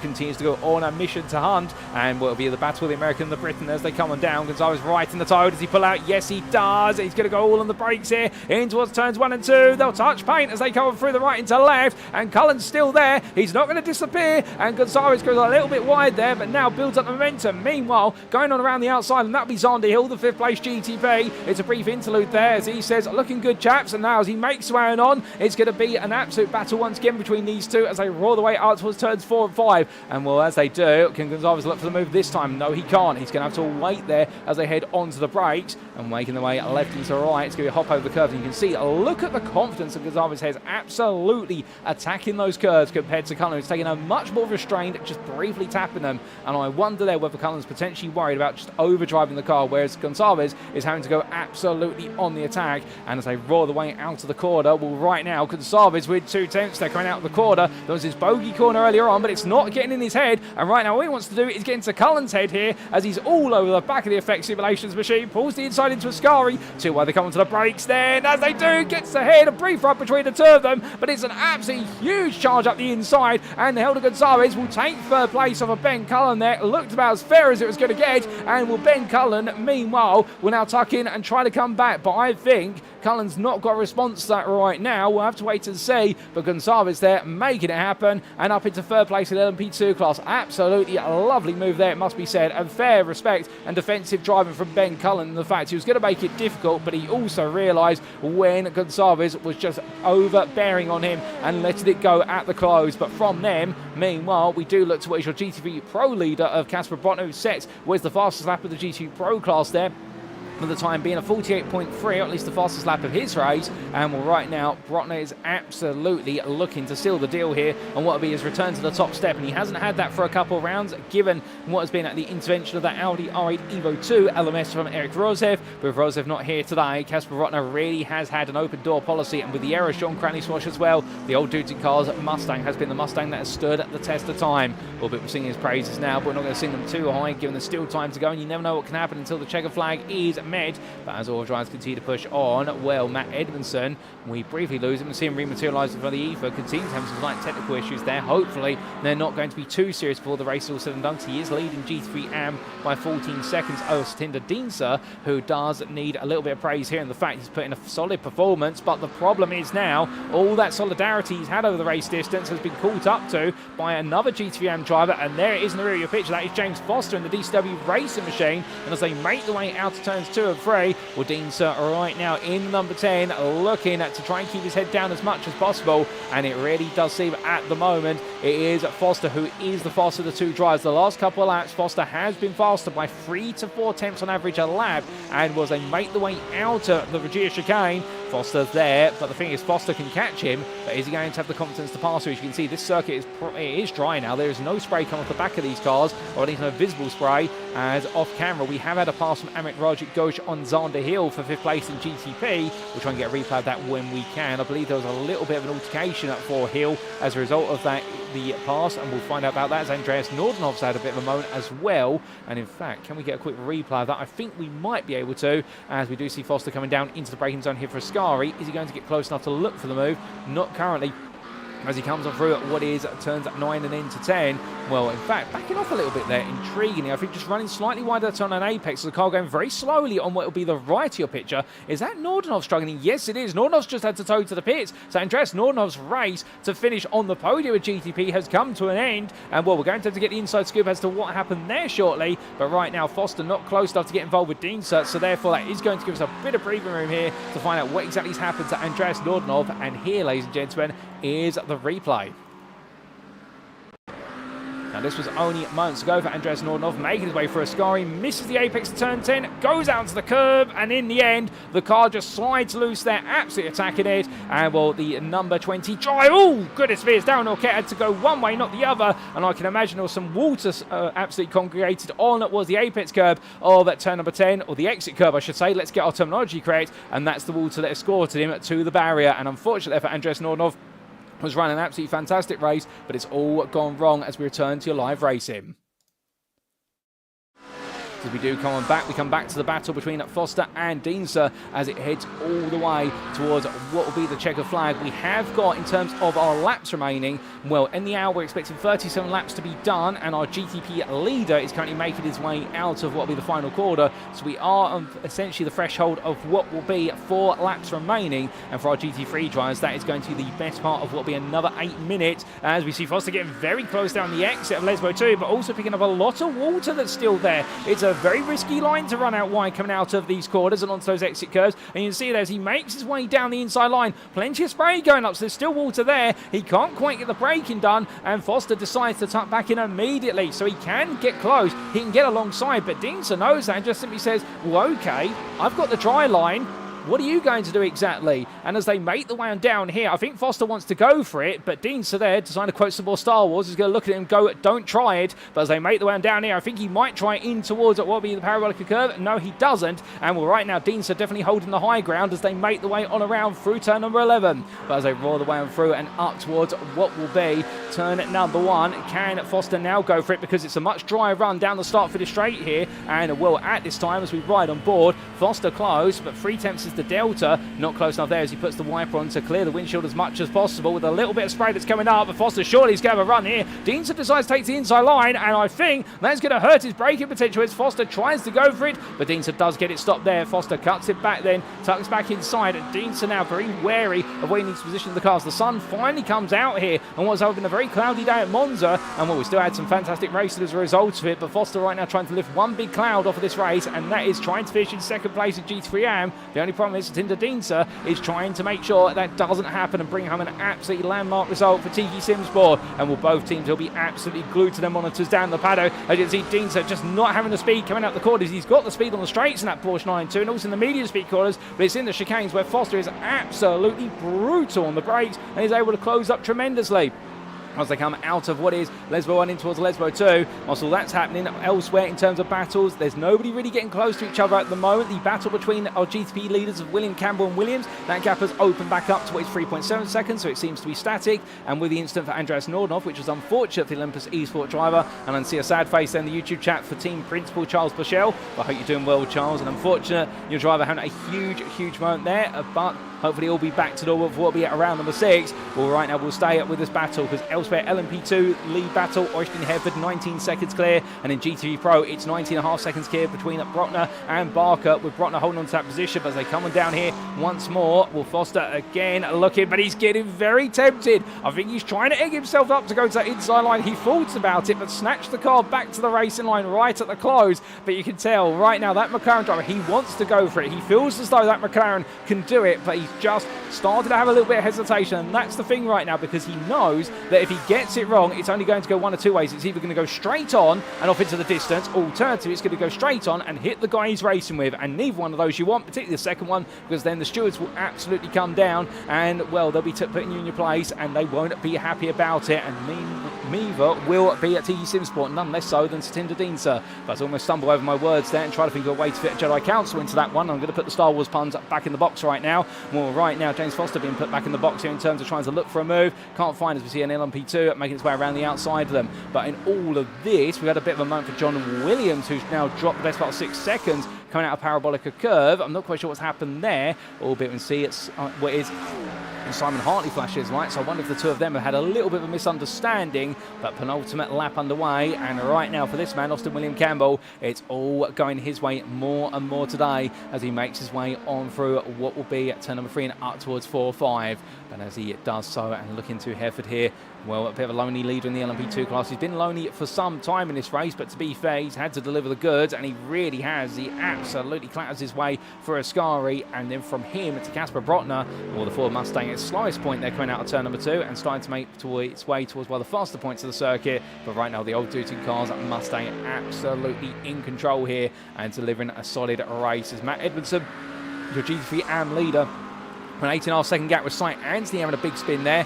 We won't be too happy about that one, but in time, let's come back to Foster, who's going up the inside. So this time he goes all in into the braking zone, in towards Parabolica Curve. We said all he wanted was the confidence. He will gain the place there. I think Diesel won't be too happy about how that move was made, but right now he's got to focus on the positives. Now he's in the tow, and he's in a Porsche, which is a lot faster down these straight. So here he comes then, as he makes one down, but is he close enough to think about the move? I don't think he is. I think it's 4/10 a second here, and right now that McLaren has been able to get a much better exit as a result of being brazen on the brakes. They head into the braking zone here for turns 1 and 2. Foster goes a little bit deep. Dienza absolutely maximising the use of curb there. And right now the TU Supersport driver is going to throw everything at this on the final lap. The race leader's just crossed the line, so we may see the GTP leader put a lap on these guys right towards the end of this lap. That could be a big factor in terms of whether they get this lap or 2 laps to duke it out. But we'll see there as a move from James Foster. We had to be brave. He had to be smart about it, and in the end got it done. And Dienza had to give him a bit of space to breathe, but still, sometimes when you want to go for second, you've got to go in, and James Foster definitely gambling everything there as they make the way on through. But as they head in towards what will be at turn number 6, well, right now Dean's so close, but not close enough as we do see what is there behind them. I believe that is Jarrett Lee, your second place LMP2, and then here's Austin William Campbell, who's not too far away either, as they make the way on out of Elizabeth 1 into 2. So right now that's what they're dealing with. I don't know if Austin William Campbell's going to get to them in time. He may do, but it will pretty much be at the checker flag, so we could see that second place GT3 AM battle go one more lap, and so that is going to be a spectacle, no doubt about it.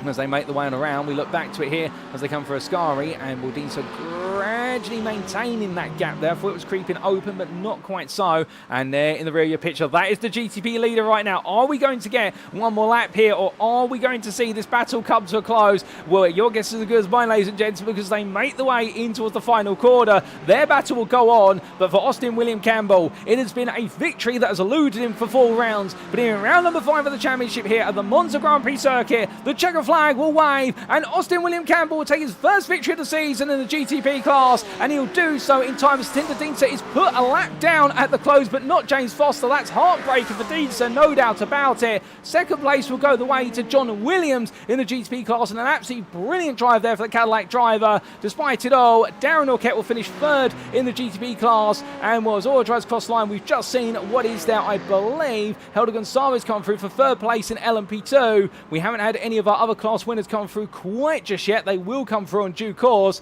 and well, as they do, I think we've got James Ibram making his way on around, but before him we'll have John Davies coming home for what will be a 5th place in the GT3 AM class here as he crosses the line. He's happy to have made it on through, and well, a 5th place in the LMP2 class for James Ibram, your championship leader coming into this round, but that will be a frustrating return to the racing at Monza. But behind him at Kasper Brøckner, well, it's another victory in GT3 Pro, and for this Mustang, he's muscled his way to victory and absolutely been faultless to a T once again. Where everyone else kept the pressure on, he didn't falter, and they all tripped over themselves. It will then be Jack Barker who's going to come on home for what is 2nd place in the GT3 Pro class here as he makes his way out the final quarter, and that is going to be a big smile on his face, given the fact in the end all he had to do was finish the race, and he's done exactly that. But behind him will be Øystein Herfjord. Victory comes the way of the Effect Simulations driver in the LMP2 class, and what a drive from him. Sean Cranny-Swash will be 3rd in the GT3 Pro class, gutted at missing out on 2nd, but then we do have what is your winner in the GT3 AM class, and Matt Edmondson comes back to the racing with victory after a championship campaign that fell to the track, but he put it back right on the track, and what a bubble weave to the side there. He's absolutely smiling from ear to ear. 2nd place will go to debutant Jarrett Lee in the LMP2 class. Well done to 115 drive, an absolutely brilliant drive from him, and we've still got more to come to that finish line, I believe, ladies and gentlemen, because we still do need your 2nd place GT3 AM driver, and James Foster in the end will be run up in GT3 AM, separated effectively by a lap from Tinder Dienza, surviving the gap by what was in the end only 2/10, was with which Austin William Campbell put Dienza a lap down at the line and forced him to end his race there, whereas Foster was allowed to finish his race. Well, goodness me, what a round of racing, no doubt about it, and indeed a very tricky one for Overdrives to negotiate. And whilst there were some moments there that could be a bit contentious, and I can imagine the stewards might have a bit of work cut out for them going into what will be the stewarding week before round number 6, it also must be said, credit where it's due to Overdrivers, even if they were involved in incidents, it didn't let them get a frown on their face, and if anything, the battling only got better as a result of it, and particularly in the LMP2 class. My good lord, absolutely brilliant battles out there, to name a few. Helder Gonzalez, Ben Cullen, and Jarrett Lee, those three absolutely on point. But as all the drivers park up, alternatively make the way to the pit lane, well, let's take you through those race results subject to any stewards' inquiries, and here they are. As we look to the scenic view here at the Monza Grand Prix circuit, we get those results up on screen, starting with the overall results, of course, to show how everyone finished in amongst one another. And Austin William Campbell there, taking victory for what was round number 5 of the UK Sim Racing Multiclass League Season 3, sponsored by Virtual Racing School here at Monza on iRacing, by the best part of what was 13 seconds for Effect Simulations Club Sport over his sister team drivers John Williams for Effect Simulations. Darren Norquette took third place for Racing Forces. We had top 4 all finishing on the lead lap, and Amit Rajik Ghosh taking his best performance of the season, 4th place there. And whilst there were some spins, at the same time he kept it pointing in the right direction eventually, and the Ferrari driver there being rewarded with a great score of points. From the privateer in the Ferrari to your LMP2 class, it was Øystein Herfjord, 5th overall there for Effect Simulations Carbon, a lap down on the overall winner. They'll be very happy with that result to take an LMP2 win over Jarrett Lee, who definitely was in a form of his own, 2nd place in LMP2, and Helder Gonzalez rounding off the top 3 there, a further lap down in LMP2 for Tractics Racing and on the podium. Ben Cullen, James Ibram, and Simon Bamber completed what was there your top 10 overall, and then coming to what was your GT3 finishers, 11th place overall, GT3 Pro winner Kasper Brøckner for Old Dudes in Cars, 4 laps down the GTP winner. But the thing for the Old Dudes in Cars driver, that won't mean anything. All that matters to him is that he's landed another win, and the number 11 Mustang continues to fly high at the front. Jack Barker, another 2nd place finish, and making an absolute habit of 2nd places. That's his 3rd of the season now, if my memory serves me correctly, and the made for racing driver in the Acura right now. Sometimes showing you don't have to have the pace, you've just got to be one of those drivers who survives the conditions, much like Kasper Brøckner and his championship campaign definitely being built on very consistent finishes. Gut-wrenching ending for Sean Cranley-Swaj, who was running comfortably in 2nd for some time and even closing down Kasper Brøckner, but a small mistake costing dear, and the ANSI Sports Mustang having to settle for 3rd place in GT3 Pro, and that was your top 3 in GT3 overall as well. 4th place in GT3, and your GT3 AM winner, Matt Edmondson for UK Sim Racing Button, and it may have all been pointing in the wrong direction after what was 4 corners, but he put it back in the right direction. It was in that one direction he wanted to finish the race, and indeed take the GT3 AM win, and what a recovery drive there from the 176. Darren Sharples was between him and what was your runner-up in the GT3 AM class of DCW Racing's James Foster, with another brilliant drive there, and also a recovery story of his own, and a great battle between himself and Satinder Deensa, which went down the final laps, and in the end all came down to some late braking in the McLaren. Xander Hill separated Foster from Deensa, with Satinder Deensa there taking 18th overall, but for Tiki Simsport 3rd place in the GT3 AM class. He'll be gutted not to be runner-up in the class, given his brilliant defensive drive, but also at the same time, I think the Porsche 992 driver will take the positives from today, which is another podium, and indeed those results keep on coming home.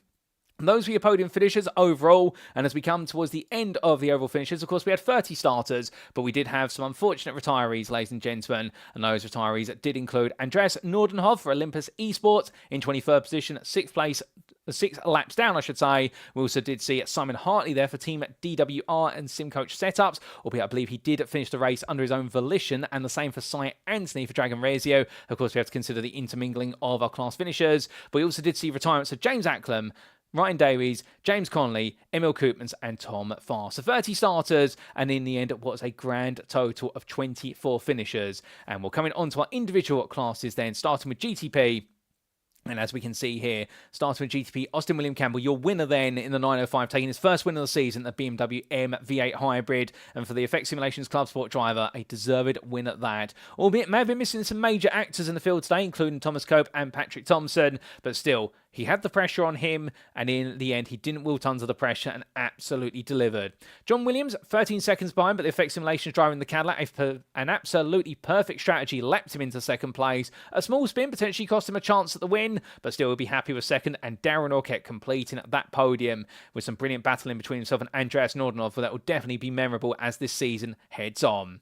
Amit Rajik Ghosh in fourth there in the Ferrari, and then the last of the lead lap finished in the GTP class, and unfortunately we did see difficulties for Zander Hill, who put it on pole, but in the end technical issues meant he missed the grid start, and the Tiki Sim Sport driver had to do it all from the back of the field, but with some incidents as well. 5 laps down, but he did see that checker flag in the Ferrari. Unfortunately, retiring with 6 laps to go. It was Olympus Esports' Andreas Nordenhoff with that huge shunt into the barrier coming out of Ascari, and you got to feel for him. He pushed absolutely hard today, and that result is not reflective on how hard he worked, but that's the way it's gone. And Ryan Davies, the Empire Motorsport driver, having a difficult day and retiring with 18 laps from the finish. Coming on to the LMP2 class.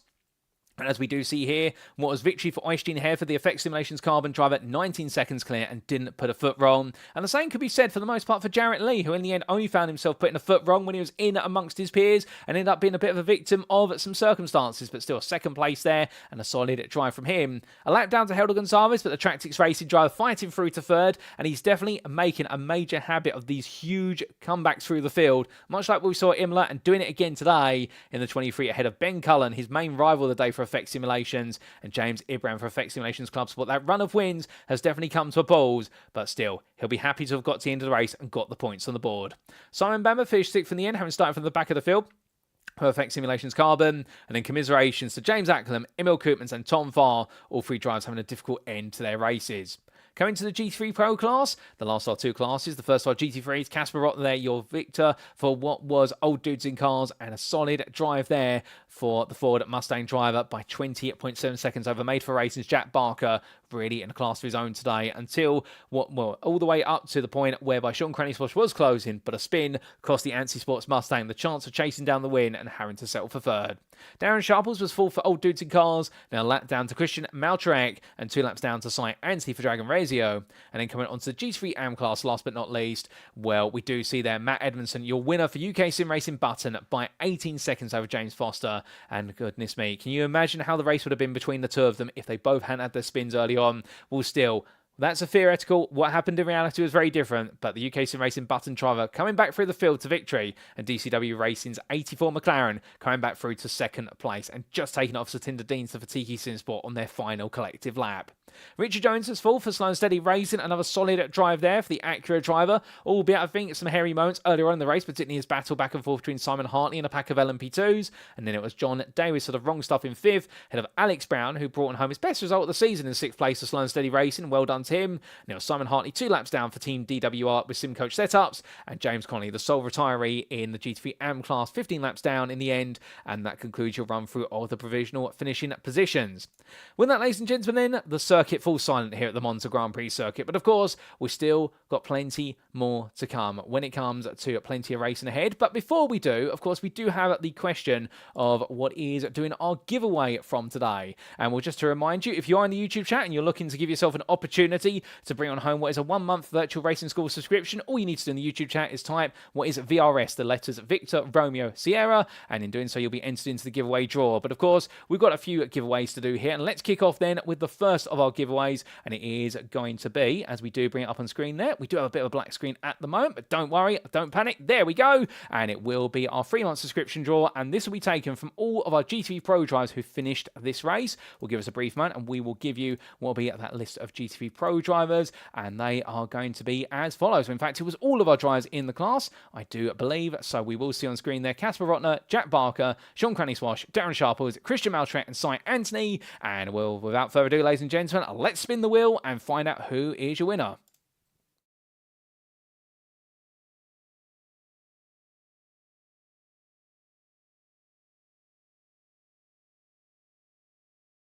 And your winner is going to be none other than Sean Cranley-Swash. Congratulations to Sean for taking home what will be a 3-month VRS subscription. And well, that is the first of our winners. But of course, now we have the question of who is going to be the second of our winners. And that is going to be all of your finishers in the GT3 AM, GTP and LMP2 category. So let's bring up that giveaway wheel up on screen. So we've got a little bit of picking to do here in terms of the drivers who finished the race. So starting with the GT3 AMs, you'll see there we've included all of them minus James Connolly, who didn't make it to the finish. We'll then come to the GTPs. And I do believe here, unless I'm very much mistaken, give us a brief moment to try and figure this one out.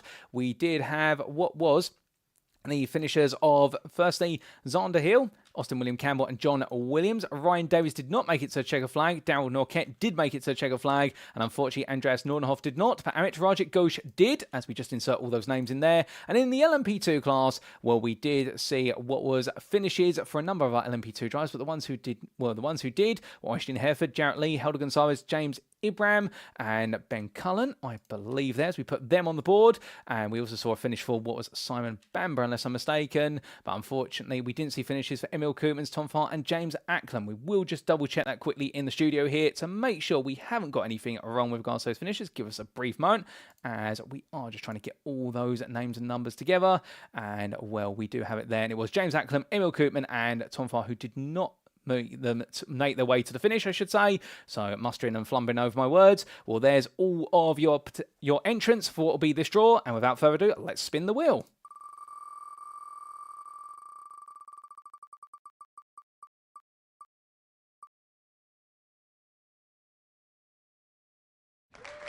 And well, it'll be Helder Gonzalez who'll be taking on home what will be a 2-month VRS subscription. Congratulations to him for being fortunate on the spin of the wheel. And well, with that, of course, what we also do have is we now have the 1-month subscription giveaway, and that will be in the YouTube chat. So there we can see it on screen. There we can see our 7 entrants, and we are going to choose a winner. And here we go. And your winner is going to be Aston Wilby. Congratulations, Aston. You'll be taking on home what will be a 1-month VRS subscription. And indeed, do get in touch with the UK Sim Racing Discord. If you're not in there already, we'll tell you how you can join it a little bit later on, and you will be getting what will be that 1-month VRS subscription posted to you in terms of a code. Albeit it won't be by mail. I believe it'll be a message that's dropped to you, but the admins will be in touch to do that. So congratulations to all of our giveaway winners. And what it does mean now, ladies and gentlemen, we're going to take a brief breather, but we will be back in approximately what will be 7 to 8 minutes time for our post-round interviews if any of our drivers want to volunteer their time, and we'll hear their thoughts on what was definitely a magnificent day of racing at the Monza Grand Prix circuit. We will see you shortly.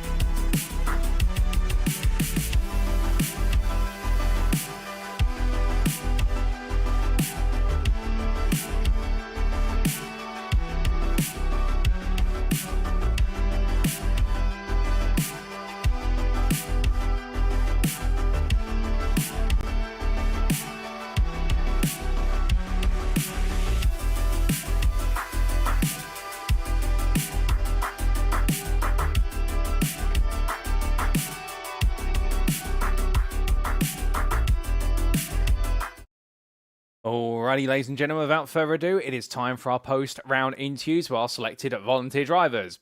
And much like how we left things off at the Imola circuit, we spoke to 2 GT3 drivers and an LMP2 driver. We're going to do the same here, but spin things on their head and start off with the GT3 AM, then speak to the LMP2 driver, and then the GT3 Pro.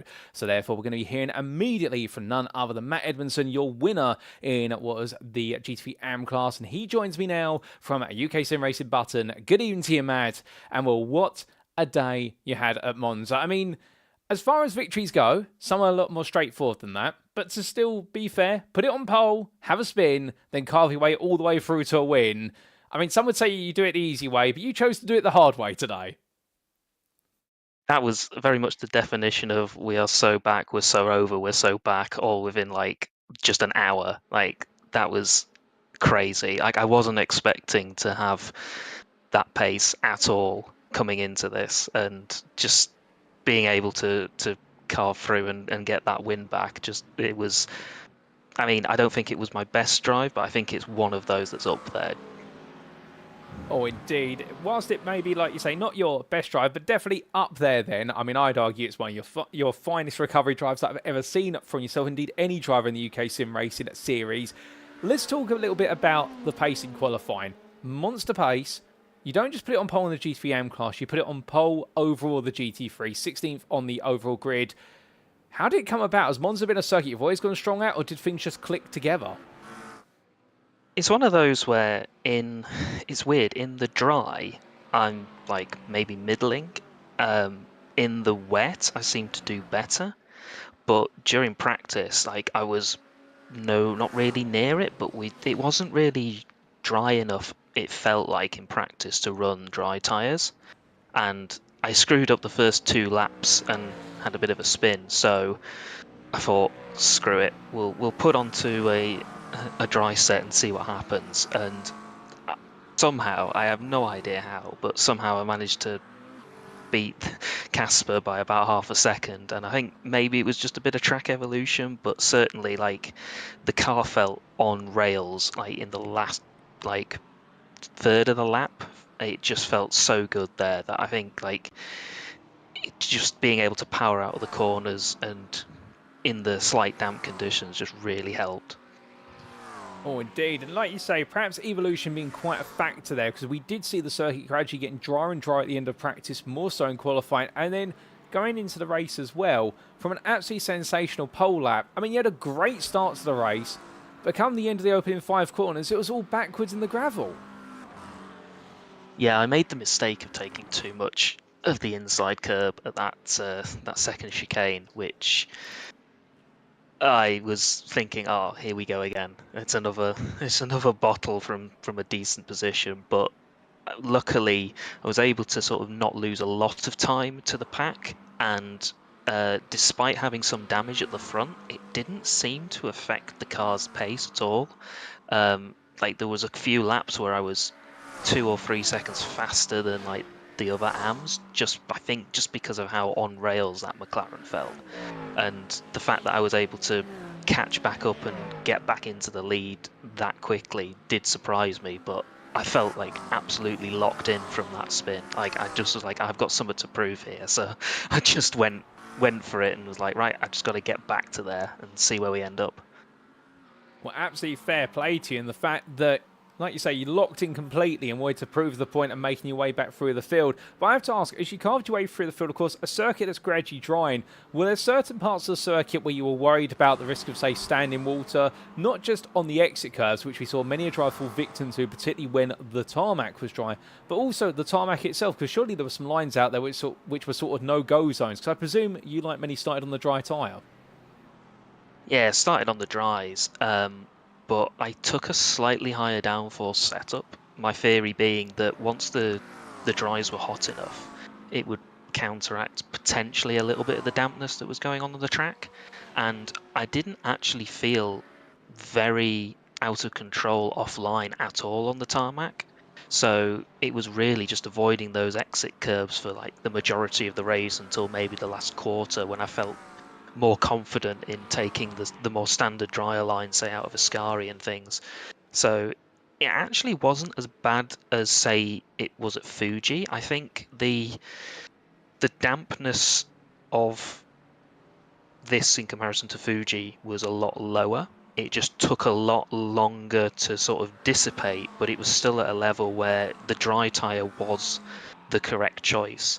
I think there was one GT3 Pro and one GT3 Am that started on the wets, and you could see very quickly that was the no-go. Like, the tyres burnt up quick, they were off the pace, and they had the penalty of having to change all 4 tyres, whereas in the pit stops I only changed the 2 left tyres because they get quite heavily beaten around here.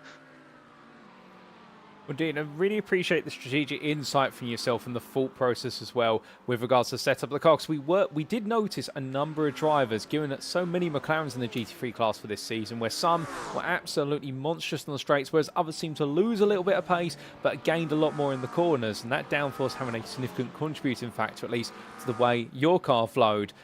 But going on to later on in the race, of course, you made your way back into the GT3 Am League quite quickly, but you weren't quite done there. You were chasing down GT3 Pro drivers and really trying to pick them off as well. But at what point did you decide, you know what, perhaps I'm pushing my luck here? Because you and Darren Sharples were locked into a battle for quite some time. It was one of those where I thought, right, if I let off here, am I actually gonna make more of a mistake by relaxing? Whereas, because I was locked into the zone and just going for it, I felt I was gonna be better just doing what I could, having a battle. And the battle with Darren was quite an interesting and fun one to have. It was unfortunate that I think he went a little bit offline in the Parabolica, which ended that. But it kind of put in the back of my mind that had I not had that incident at the start, where would I have actually been? Like, could I have kept up potentially with like Kasper and Sean and that, like, and had a bit of a battle towards like an overall podium? I'm not sure, but it certainly would have been interesting to sort of see with those conditions where I could actually shake out. Oh, most definitely. Well, there's big what-if questions, like you say, which we won't necessarily have the answer to, but the fact that you're thinking about it as well makes us wonder what could have been. But from what could have been back to the reality, it must have felt a relief then, going out the last couple of corners, having a gap which was absolutely sensational, albeit not quite in the realm of Kasper Brøckner's dominant run to victory at, say, Fuji, but in a similar scale in a way, that you saw the checker flag and thought, right, it's a win, it's a key win in the bag, and we've done it all despite the spin right at the start. It felt really good going over that line. Like, it's the first repeat winner in the class, which always feels good if you can get that in, because it just takes a little bit of pressure off. And to then find out afterwards that I got the fastest lap as well, so I took the full 32 points, which I don't think I've done. Maybe I did in one of the GT3 season I won, but other than that, like, getting that was just felt like such an achievement, especially like with some of the caliber of drivers like James Foster, who I couldn't quite keep up with Imola last week, and this week to sort of do the flip in reverse of our positions felt really good, and it makes me feel like really happy and excited for the rest of the season. Oh, indeed. And like you say, you've become now our first repeat winner in the GT3 Am class. It took us 5 rounds to make it happen, but repeating on from your victory at Fuji. And as of next weekend, we make our way back to the United States of America for the Laguna Seca circuit. How are you feeling for our return to California? I really like Laguna Seca. Like, I've always liked that track in a number of different games. It was where I got my first win in officials in VRS, so I'm looking forward to it, though there may be a chance I have to miss it from work, which would be really annoying. But if I do make it to that round, I've got a feeling I'm going to really enjoy it. It's going to be interesting with multi-class round there, but they make it work in real life, so it's got to be possible. Oh, indeed. Like you say, it's got to be possible at the end of the day, and we would love to see you on the grid, no doubt. So hopefully you can make it to see your titanic battle between yourself and James Foster. You two really are now starting to become the two big names of GT3 Am, albeit your sister team's driver of Rob Windsor's also going to be a contender, no doubt about it, given he's missed this round, but hopefully back next week. So we hope you're able to make it a trio of what will be great contenders. But just before we do let you go, Matt, is there anybody you'd like to give a shout out or a thank you to live on the broadcast this evening? Just as always, a good thank you to all the admins and the event organisers and the stewards who put in the work, all my teammates and everybody on the track. That's been really good battles and things this season. And once again, thanks to yourself, Paul, for another fantastic broadcast. Well, Matt, a huge thank you to yourself as well for putting on a brilliant display and having the time aside to be able to come into the interview room and give us a chat about your performance at Monza. Well done, and indeed our first repeat winner of the GT3 AM class for this season. We look forward to plenty more, particularly if you can make it Laguna Seca, but if not, we'll have to sate our appetite until round number 7. But until then, Matt, all the best as always. Have a great rest of your evening, and we will see you on track in the near future. Cheers, Paul.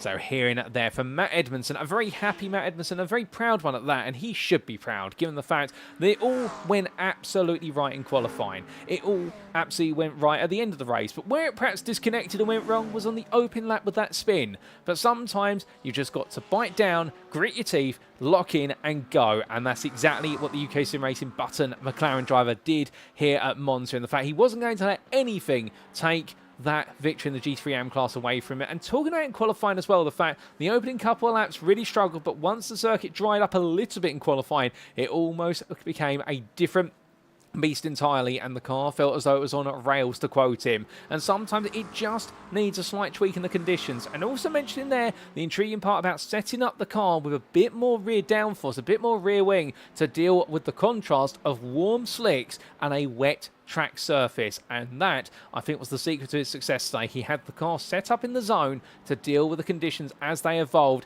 exactly as he needed to, and that's why Matt Edmondson was absolutely unstoppable here at Monza. Well, if he carries on like that, could he prove to be unstoppable at Laguna Seca if he makes it to the grid? Well, I think James Foster and company will try to prove otherwise, but could he make himself a 3-time GT3 AM winner in round 6? Well, we'd definitely love to see him try to do so. But now coming on to our second interview of the evening, we're going to be hearing from Helder Gonzalez, the LMP2 driver who absolutely stole the hearts of many in terms of absolutely brilliant battles throughout the entirety of today. And whilst in his own words, he wouldn't find himself in these brilliant battling positions if he wasn't having to do recovery drives. Well, he didn't have to do as many recovery drives today, and indeed enjoyed some brilliant fighting. And as he joins me in at the interview room now. Good evening to you, Helder. And, well, what a day you've had at Monza. I mean, you've made a habit of some drives coming through the pack. But to be fair, here today, we got to see you at your brilliant best, which was absolutely sticking that car side by side with anybody who came your way and battling hard to a 3rd place in the LMP2 class. How do you feel? Good evening, Paul. I feel like this race was really fun, and that it's kind of a microcosm of my season so far. Really good pace, but keep making some mistakes, and it keeps dragging me down. But it's been fun. It's been super fun making those recovery drives, even though I'd prefer not having to do them. Oh, indeed. Nobody wants to do them, but sometimes, like you say, you've got to do them and have fun along the way. But starting off then, normally we see you go quite strongly in qualifying, but qualifying for this round just seemed to escape you entirely. 8th in qualifying in the end. What happened in quali? Oh, mate, I kind of don't want to talk about it, but let me walk you through it. So, the track was getting drier, so okay, let's put on some dryings on. But if you looked at the black box, it says, oh, it's going to rain, 100% rain or 80% rain in 4 minutes. So I was like, oh, I got to hurry to put a lap in the dries in. But on the out lap, I pushed too hard and I spun and I damaged the rear of the car. But it still said that it was going to rain, so I was trying to put a lap in as fast as I could, and I ended up doing an off track. And then it said, oh, so all of a sudden, there's no rain on the radar. And but I was running out of time by that point, so I had to put a quali lap with a damaged car, and I ended up being 3 seconds off the pace. It was just a plethora of mistakes and being a little overwhelmed by everything, but I ended up starting ace because of it. Well, thank you for walking us through qualifying. I definitely think that might have been the most haphazard qualifying session I've ever heard somebody have, but that's what changing conditions does, and sometimes that's the way it goes. Flip side of the coin, however, it meant we get to see a traditional Helder Gonzalez charge from the back towards the front of the field, and you very quickly found yourself battling inside the top 5 and locking horns with not just Ben Cullen, but also, just name a couple other tries, Jarrett Lee, also James Ibram. I mean, you look like you were having fun out there, and it was absolutely on a knife edge to fight him. Ah, yeah, it was so fun. Going through the field, I had a really good start, really good lap 1. I made some good positions as some people went wide. And then over the last 6 laps, I managed to get up to P3, which was much more than I was expecting starting 8th. And then there was an incident with Ibram that I just couldn't react in time, and that damaged my car. So after that, that's when the mistakes really started happening, because I had a lot of damage in my fronts, and I would lock up. The steering was a little bent. So at that point, I was just trying my best to keep it on track, be as clean as I could, and just have no more incidents. Well, indeed, unfortunate incident which really brought your charge to a bit of a halt. But the flip side of the coin, of course, being the fact that once you did have your pit stop, we got to see a bit of a shuffling in the LMP2 class. And in the end, a repaired car back out there once again and now trying to chase down second place. And it was looking as though it was going to be a very fast and furious chase. But an unfortunate spin at Lesmo 2 just cost you all that pace. Yeah, I forgot to remove, to switch the tires. So I came out with fresh tires when I didn't want to, because the tires, they were in perfect condition to go over race distance. And then I was trying to push a little bit, because I had been driving with worn tires and a damaged car, and all of a sudden I had a fresh car because of the fast repair and fresh tires. So I pushed a little too much because I wanted to undercut Ben Cullen. Our pace was similar, and we had been having good racing till then, and so I knew I had to push on that out lap to be able to undercut him, but I ended up pushing too much. Well, pushing too hard perhaps, but still, at the same time, we got to see you give that LMP2 everything out there. And just for our perspective as well, we talked a little bit about what was the conditions for Matt in a GT3 and the fact that he ran a little bit more rear wing in order to help settle the car in those evolving conditions. How did it feel for yourself in an LMP2? Because, of course, you've got a lot more downforce, but you're lacking things like the ABS system. Did the car feel as though it was in the right place in the wet, or was it a battle to deal with the conditions and the car? I would say it was the opposite for me. So the setup that I used, I did some daily races during the week, and the setup that I used for the rain had a lot of wing, but the one for the dry had really low wing, and I felt like even I ended up messing up quali. I could see that the track was coming really fast towards the dry tires, so I just loaded up the low wing setup, and it worked out really well. It allowed me to make some really good overtakes, for instance with Ben into Ascari, that I wouldn't have been able to get alongside him with a higher wing setup. Oh, interesting. And appreciate the insight there with regards to the setup and how it enabled you to make certain overtakes that wouldn't otherwise be possible. And we're speaking about the possible, of course, yesterday at Monza, 3rd place, but still a very hard fought for 3rd place. And with that now, coming off of the back of this result, it means that you go into what is the final 4 rounds, provisionally 3rd place in the championship, 12 points off of championship leader James Ibram, Øystein Herfjord between the two of you. It's still all to play for. Oh, 100%. I feel like the pace has been there all season. I feel in first race Algarve, I had a wrong strategy. I was running P2. Then, what was it? Fuji, I loaded up the wrong setup, so I didn't have enough fuel. So I stopped 7 seconds more in pits to refuel than everyone else. Long Beach, I was turned by a GT3 while I was P2. Imola was my weakest race so far. I feel like the pace has been there. I just gotta iron out all the mistakes, because I feel like the difference between Herfjord and Ibram is that they've not done any mistakes really. They both of them have won the five races, and each time they've won it, they've just made no mistakes. So I hope I can get to a place where I can have a race without mistakes, because I feel like I'll be right up there to fight for it. Oh, we would love to see that if you can iron out the mistakes, like you say, see you challenging for the victory and breaking the stranglehold that Effect Simulations have on the wins. Speaking of races to come, in a week's time, it's Laguna Seca for round number 6. How are you feeling for a trip back to California? I'm going to be perfectly honest with you, I'm calling it right now. I might lose it on the corkscrew. I'm just gonna be honest.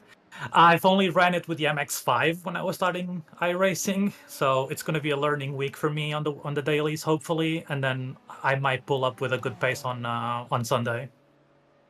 Well, bit of a learning experience, but surely one that you will rise to the challenge of. And Hilda, just before we do let you go, is there anybody you'd like to give a shout out or a thank you to live on the broadcast this evening?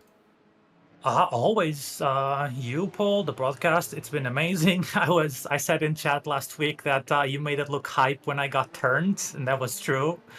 So I think you guys do a great job. The league is really good. The driving standards this week at Monza were great, to be honest. So I think everyone's to be congratulated for.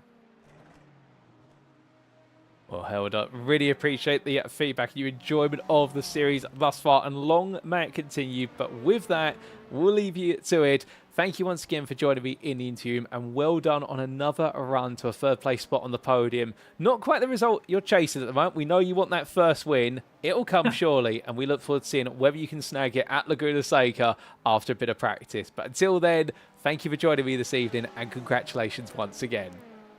Thank you, Paul. So hearing there for Helder Gonçalves, a very happy Helder Gonçalves. I love his spirit from Track 6 Racing, to be fair, and the fact that enjoying the racing, but also honest to the fact that if he can iron out the mistakes, the results could be so much more. Whether it's in qualifying with the mix-up with regards to the weather versus how he decided to approach the qualifying session. In the end, the frantic rush to try and get a lap in, costing the ability to deliver a lap, in the fact he had to put a lap together in a damaged car, and that's why he was 8th place in qualifying in the LMP2 class, all the way through into the race, whereby and to fight his way through the field, end up with some brilliant battling with his peers out there. And talking a little bit about the fact, opting to run a setup whereby enabled him to attack on the outside into corners, where you perhaps wouldn't conventionally go for those moves. But then, of course, a late error. Also the fact, coming out of the pit lane, having put 4 new tyres on the car rather than just 1 or 2, and in the end up costing the Track 6 Racing driver the opportunity to chase down second place, but still taking a third place finish, an important result for him. And you can understand that the Track 6 Racing driver will be smiling slightly in the fact that he's been able to show multiple times how he can recover. But if he can have one round where everything clicks together, something tells me he might be able to take his first victory. Could it be at Laguna Seca? Well, he's got to get a lot of practicing because he's only ever run around there in what is, the Mazda MX-5. But there's always a time and a place for practice. At Laguna Seca, it's a very different story because track position, if he can take it, will be key. And that could be the key to victory. But with that, ladies and gentlemen, let's come to our final interview, and we're now going to be hearing from our GT3 Pro driver. He's been patiently waiting, and credit to where it's due to him. Jack Barker gets ready to join me in the interview room, and we get to hear his story on what was an absolutely solid drive, and making a habit out of second place finishes is this man for Made for Racing, as he joins me now in the interview room. Good evening to you, Jack. And well, you're a GT3 Pro driver who seems to thrive in changing conditions in that Acura NSX Evo. This is your third second place of the season, I do believe. And well, once again, a race whereby you may not have had the pace of some of the faster drivers in the GT3 Pro class, but sometimes all you need to do is get to that checkered flag, and you did so admirably. Someone quick, pull out that George Russell F1 meme of Woody, and it's just does nothing all race, gets P3. Just do a quick P2 change on that one. Absolutely loving all different types of wet conditions that the league's throwing out. So obviously we had the very wet to dry transition race at Portimao. We had the questionable starts conditions at Fuji. I obviously got on the worst side of that, but still managed to make it through to the race. Still got that P2. Then here as well in Monza, practice starting out lightly wet. I was going through practice with the assumption that it would dry out for the race, so I sort of didn't do as much practice as I normally would do in the lobby. Sat in the pits for a lot, and then just occasionally went out to do little test runs on the dry tyres, see how the track was evolving, see how it was coming along, and just sort of played it out from there. Well, it definitely all played out nicely into your hands, but breaking it down a little bit more, I mean, Monza's a circuit, of course, naturally in dry conditions, you want power, you need it all on the straights, but when a little bit of rain comes, it makes things a bit difficult because you still want all that straight line speed, but you've also got to be able to make the corners and keep it together. Were there any particular setup approaches you took to the Acura for this round? The Acura is good in low grip conditions. So let's say, okay, let's trust the car here. Let's run a dry setup. So I think min wing, maybe wrong, but definitely very low wing. Let's trust the car here, and let's try and maximize as much as I can do on the straights. Where normally in the dry, the Acura would be not great. I think still better than the Porsche, but worse than the all other GT3s. But yeah, let's try and maximize the straights where I can do, and just trust in the Acura and its amazing electronics. Well, all that faith was invested, and invested well, no doubt about it. And we did see that in the end. We're 4th place in the GT3 Pro class in qualifying, 22nd on the grid. A couple of GT3 AMs finding the way in there as well, including Matt Edmondson. Did that potentially change the way you wanted to approach the start of the race? Because you perhaps realise that you're not just battling with your GT3 Pro peers, but you've also got some AMs in there who want to fight each other, but they could also sort of fight you in a way. No, it was an interesting thought going into the race. No, it's just sort of... We've racing well. I had it quite a lot last round at Imola with James Foster. So it's very much about playing the race lap by lap as it comes, seeing if you do get into a tangle with an AM, seeing how both you compare in terms of pace, see who's around in the classes. So if I've got no pro driver behind me or some pro drivers in front. There's not really any AMs around or the way around. If I haven't got any pros around, but there's a bunch of AMs, so in that case, just letting them race. It's very much playing it by ear. I mean, qualifying wasn't exactly the best. It was. I'd probably say my setup approach wasn't the best in qualifying because I was running dry tires, and yeah, qualifying wasn't quite ready for dry tires, dry setup. Maybe if I had a bit more of a wet-orientated setup, I would have done better in the qualifying. But I was also quite happy with P4, and yeah, I was able to make it work. Oh, most definitely. And going over the race distance, the one thing that started to become apparent, we feel, is that those who are able to just keep their core and not make mistakes were gradually going to come through the field. We saw that from yourself, gradually starting to pick your way up. And in the end, moving into 3rd, quite a bit of a gap to Sean Cranny-Swash in 2nd, who's closing down Kasper Brøckner. And after the 2nd stint, you suddenly find yourself in 2nd with Sean having had a bit of an error. I mean, at that point, you must be thinking to yourself, you know what? I've just gradually crept into 2nd place. I can't take my foot off the gas at this point. It's all coming together. Well, that would be the case if, if we didn't have our classic iRacing Rain doing a bit of tomfoolery with the autofuel calculations. So, as I was preparing to our pit stop, I was having a look at the autofuel, saying, "Okay, I'll because I normally go for about plus 0.2 laps, plus 0.4 laps, because you normally get like an extra half a lap on top of that." And I was looking at and I just thought to myself, I'm already putting this much fuel in. Why don't I just go 1 more litre? So I did go 1 more litre. And as I was probably coming to start my 2nd to last lap, I was having a look at my fuel number, and I was seeing, I'm going to be finishing the race with 0.0 litres. Except because of, how fuel works, the engine's going to start choking probably out of Ascari. Which it's going to be very bad. So, yeah, last couple of laps, I was very much in fuel save mode. Which is why I think Sean caught up about 2 or 3 seconds then in the last few laps. Because I was doing my absolute best to get to the end. And yeah, I managed to cross the line with, I think, either 0.7 or 0.8 litres. Which was just enough to keep the engine from not choking out.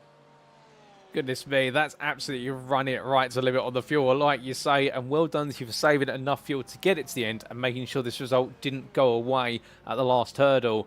But with that, of course, another solid result, and what it does mean now going into round number 6, you're back into 2nd in the GT3 Pro Championship. You're 3 points ahead of Cy Anthony. You're still 13 points behind Kasper Brøckner, but we've got 4 rounds on the table, and we're now starting to look to circuits which are much more technical. Do you feel as though perhaps now the season's going to favour you? we'll see. Laguna, I haven't really got all that much experience with it. Most of it, I'll be honest, it's from Gran Turismo. So I have done a GTE race around Laguna on iRacing. I did also do a couple of races on ACC. But yeah, not too much experience with Laguna, especially on iRacing in these caliber of cars. Then Atlanta. Yeah, let's not talk about Atlanta. Spa, very much hoping Spa is going to be wet. We've got a 16% chance, and I'm praying for a downfall. And yes, rounded off final race, Detroit. No idea. Don't know the track. Never driven it. We will see.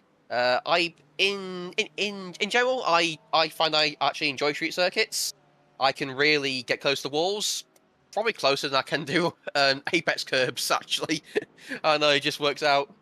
But yeah, it'll all be about going forward, trying to do best I can, seeing what I can do, and trying to keep a hold of as many positions as possible. Because yeah, we've got Kasper, always fast, Size, always fast on his day. If Erik Røseth turns up, he's obviously going to be fast. And yeah, Sean's improving. Nathan and Darren are always there. Am I missing anyone off? Christian had some excellent pace in round 3. Yeah, just seeing how things go and trying to do the best at all times. Well, a sensible approach, and I'm liking the mentality. Just take it as you go from round to round. But just before we do let you go, Jack, is there anybody you'd like to give a shout out or a thank you to live on the broadcast this evening? Well, as always, I'll give a shout out to yourself, Paul. Excellent broadcast, and I guess also shout out to VRS for doing all the sponsorship this league. So I might not have got lucky enough to get any of the wheel spins so far, but yeah, again, we'll have to see as the season goes on. Maybe I'll get lucky at some point. Big thanks to the organisers and the stewards, and in particular for this race, big thanks to main organiser Symphony, because as this session was supposed to be going live yesterday at 7:10, we all logged on and found the session was corrupted and was not loading. So yeah, big thanks for Sai, who I'm sure would have loved to have a light break into the race, into practice and race, having to quickly get up and sort out all the servers. Massive thanks to him and allowing us to race. And yeah. Oh, well, the thank yous will be appreciated, no doubt about it, Jack, and particularly for Site Anthony having to scramble to get everything working literally at the 11th hour. But also a big thank you to you for joining me for an interview this evening after a fantastic second place finish. And we look forward to plenty more as the season winds for its second half, and whether your consistency can outweigh the pace of some of your peers. But with that, well done once again, and we will see you at Laguna Seca next weekend. Thank you very much, and good night.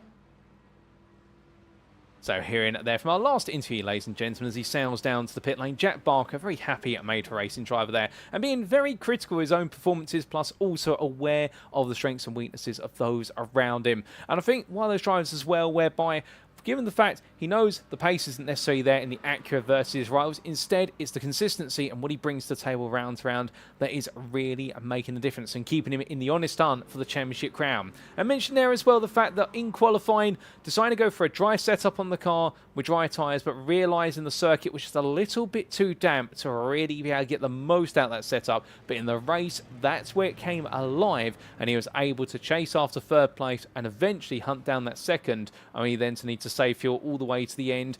And also mentioned there in the remainder of the season, and the fact going to a number of circuits whereby he doesn't know exactly where his fortunes are going to fall, but hoping particularly for the Spa-Francorchamps round to see the rain fall in full in order to be able to get the best possible results. So therefore, not one to be counted out, but also aware of the fact that whilst he may not have the single lap pace, he's hoping his race performances will make the difference in that consistency. And that's why Jack Barker can never be counted out in a championship charge, or at least from round to round.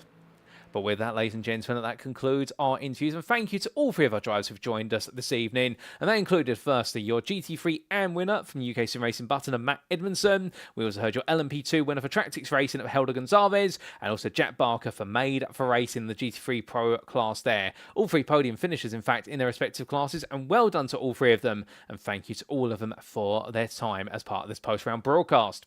But with that, of course, we must turn our attentions now to the provisional championship standings after what is 5 rounds breakdowns and bring you up to speed with where the points sit. Starting with the GTP class then, and as we can see, with Patrik Thomsen not on the grid today, he hasn't furthered his advantage, but Austin William Campbell, in nailing his first win for Effect Simulations Club Sport, has closed the gap a little bit to the Williams Sim Racing Academy driver, the gap now standing at what is the best part there of 16 points. John Williams moves into third for Effect Simulations ahead of his teammate Joshua Wilson, who wasn't on the grid today, and Ryan Davies completes the top 5 there with a frustrating end to his race, and that early retirement seeing his points limited. Darren Orkett was 6th in there into the standings, and therefore the Racing Forces driver right now will know that despite what was in the end a third place finish in the GTP class today, there's still work to do if he wants to break his way back into the top 5, given he's joint on points with Empire Motorsports Davies, but right now the results are going against him in that regard, and Amit Rajit Ghosh in 7th there, ahead of Andreas Nordenhoff, will be absolutely gutted with that late retirement in what was looking to be a great chance for a podium, but the Olympus Esports driver's just got to get his head down and realise, you know what, there's still more to come. He's now ahead of Thomas Cope by 2 points, and indeed Cope and Nathan Foster are together on 54 points apiece. Ryan Mole sits best Celeste in 11th, alongside Matthew Sheraton, who falls to 12th based on result countback. And it's Joe Newman, Zander Hill, and Sam Sherwood who complete your GTP stands. And a special mention there to Zander Hill, who unfortunately could not convert that pole position into victory, all due to a technical issue, but still credit to him to getting back out there and getting the car to the checker flag. Going to the LMP2 class, and here we can see the story is that James Ibram, with a big drop in the score as of today, his advantage has been slashed to 3 points over his sister team at driver for Effect Simulations Carbon of Øystein Herfjord, and the Effect Simulations Club Sport driver will need to get himself back on form at Laguna Seca. Helder Gonçalves, we spoke to him earlier, still seeing himself well and truly in the hunt for that championship crown in third, and another great result today, rewarding him with that potential charge for Tractix Racing, but he's got Ben Cullen only 3 points behind, and could the two of them end up scrapping for third rather than focus on the battle for second and first. Tom Farr for DDK Racing Team, an early retirement cost him dear, holds on to 5th on 90 points, 8 clear of Ryan Walker, who wasn't on the grid this time around, and it's Emil Koopmans, Simon Bamber, James Acklam and Justus Stakiokas completing the top 10, with John Eddowes yet to score any points, sitting in 11th. Coming to the GT3 Pro class, and it's Kasper Brøckner who has opened up a 13-point advantage. He's reopened that lead with that victory and picking up all the points today. The old dudes in cars driver holding that advantage over Jack Barker. We heard from only moments ago, and from Made for Racing drivers cognizant that everybody around him's got the pace to match him, if not surpass him, but he's got the consistency in the races and the strategy to keep him well and truly in the hunt, particularly in those changing conditions. Conditions didn't suit Cy Anthony today, and the Dragon Razio drive drops back to third there, only picking up 20 points, but he's had a Sean Cranley Swash by 7 points, who picked up another great result with a return to the podium, and Darren Sharples there in 5th for old dudes in cars. Not quite on the pace today, but still a top 5 finish, and he'll be happy with that. Nathan Anstis wasn't on the grid, but sits in 6th on 86 points. The best part there, 22 ahead of Erik Røseth, who was absent from the grid, and therefore locks in the 0 as one of his scores. Unfortunately, that means it does mathematically put him out of championship contention, unless everybody in front of him has a major set of malfunctions in terms of their results, but you never know what could happen, to be fair. Tom Weston sits in 8th for DDK Racing Team, and it's Christian Maltrek and Andy Archer who complete your top 10, with Andrew Fairley best rest in 11th ahead of Jack Osborne, and Matthew Morris yet score any points, sits in 13th. Lastly, coming on to the GT3 AM class, and James Foster now leads the way by 9 points for ECW Racing over Matt Edmondson for UK Sim Racing Button, and it's a further point to Rob Windsor there, who wasn't on the grid, so this becomes one of his drop scores, but Windsor will be looking to be back on the attack at Laguna Seca. You can count on it. James Conley sits in 4th for UK Sim Racing Button on 99 points in a relatively anonymous race until the retirement, but with that retirement it's enabled Richard Jones to get within a point of him, and the slow and steady racing drive continues to move forward as Steve Hughes sits the best part of 24 points behind for ANSI Sports. Simon Hartley's only behind Hughes based on result count back there for DWR and Sim Coach setups, with Daniel Payes, John Davis and Satinder Deans are completing a top 10, and Deans having an absolutely brilliant drive to third place, will be gutted to have missed out on the second, but moves himself into the top 10 for the first time this season. Alex Brown continues on in 11th on 62 points, and it's Michael Meyer and Shaminda Deanser who complete your GT3 and provisional standings. Quickly as well, to give you an update on the Teams Championship, because something we haven't done in the past, but now we've got the Teams standings, and here's the top 15, and it's Effect Simulations Club Sport who lead the way, albeit not too comfortably, by 19 points over Old Dudes in Cars. Indeed, both teams achieving similar scores today, and therefore the hunt for the Teams Championship crown is definitely on. Effect Simulations sit in third with 193 points, only 5 ahead of UK Sim Racing Irvine, and then UK Sim Racing Button really lead the rest of the field there, only a point ahead of Effect Simulations Carbon. It's a further 2 points to ANSI Sports, and a further 8 to SAS Racing, with 4 teams enshrined in was an 11-point window. It means right now the battle for 5th is going to be absolutely intense going to Laguna Seca. DDK Racing Team sitting 9th on 134 points, 16 clear of Empire Motorsport, and outside the top 10, best of the rest, it's DCW Racing by 2 points over Olympus Esports, with Tractix Racing, Made for Racing, and Tiki Simsport completing your team standings top 15. But with that, ladies and gentlemen, it is now time for us to wrap up. Thank you very much for watching, and if you have enjoyed today's show, and perhaps you're sat there right now wanting to be on the grid and wanting to know more about the UK sim racing community or something in between, well, for all that and more, we definitely recommend firstly you check out our official website, and that is uksimracing.co.uk, and there on the website you can find out all the latest information when it comes to all things UK sim racing, including how to join the official UK sim racing community, and that is the official Discord, which is the beating heart of all the racing action. But if you don't want to go to our website, perhaps you're more of a social media person, you can follow us on Twitter, and that's at twitter.com/UK Sim Racing _. That way you can stay up to all the latest news and announcements at UK Sim Racing. But at that point, we'd like to also take a big thank you to our sponsor, our title sponsor for this season. Of course, that is the Virtual Racing School, or VRS. Their website being VRS.racing. And established in 2016, Virtual Racing School aims to help sim racers get faster through the provision of top-tier software and hardware, which draws upon the knowledge and experience of both real-life racing drivers and sim racing professionals. A VRS subscription, extremely popular with sim racers around the world, provides an intuitive solution for combining data analysis and coaching, which may be used by racers at all levels to take their racing to the highest level. Meanwhile, the VRS Direct Force Pro line of wheelbases and pedals offers the cutting edge in sim racing hardware as used by more professional sim racers and real-life racing drivers than any other brand in the world, including Formula 1 sensation Oscar Piastri. So if you want to get faster, be sure to head to VRS.racing today to find out more. That web address again, VRS.racing. But now, ladies and gentlemen, attention turns to round number 6, and we do head back to the US state of California because we were there for Long Beach earlier on the season. Instead, we're going to be heading to Monterey County for the WeatherTech Raceway at Laguna Seca, and with all the racing action transpiring on Sunday, the 11th of May 2025, come join us as if it were live from circuit side on Monday, the 12th of May, as we bring you all the racing action as it unfolded in what is one of the tightest and trickiest circuits that Multiclass Racing has taken to in real life and on the simulator, and indeed, it is going to be one not to be missed because from the open ground of Monza today, it's going to be tight, it's going to be tricky, and someone at some point, of course, is going to have to leap their way over the corkscrew chicane. But until then, we've been UK Sim Racing. I've been your host and commentator, Paul TX141 Walsh, also known as Britain a Spit, depending on what media you follow me on. And until next time, remember to stay safe, stay well, stay smiling, and most importantly, ladies and gentlemen, remember to stay on track. Good night.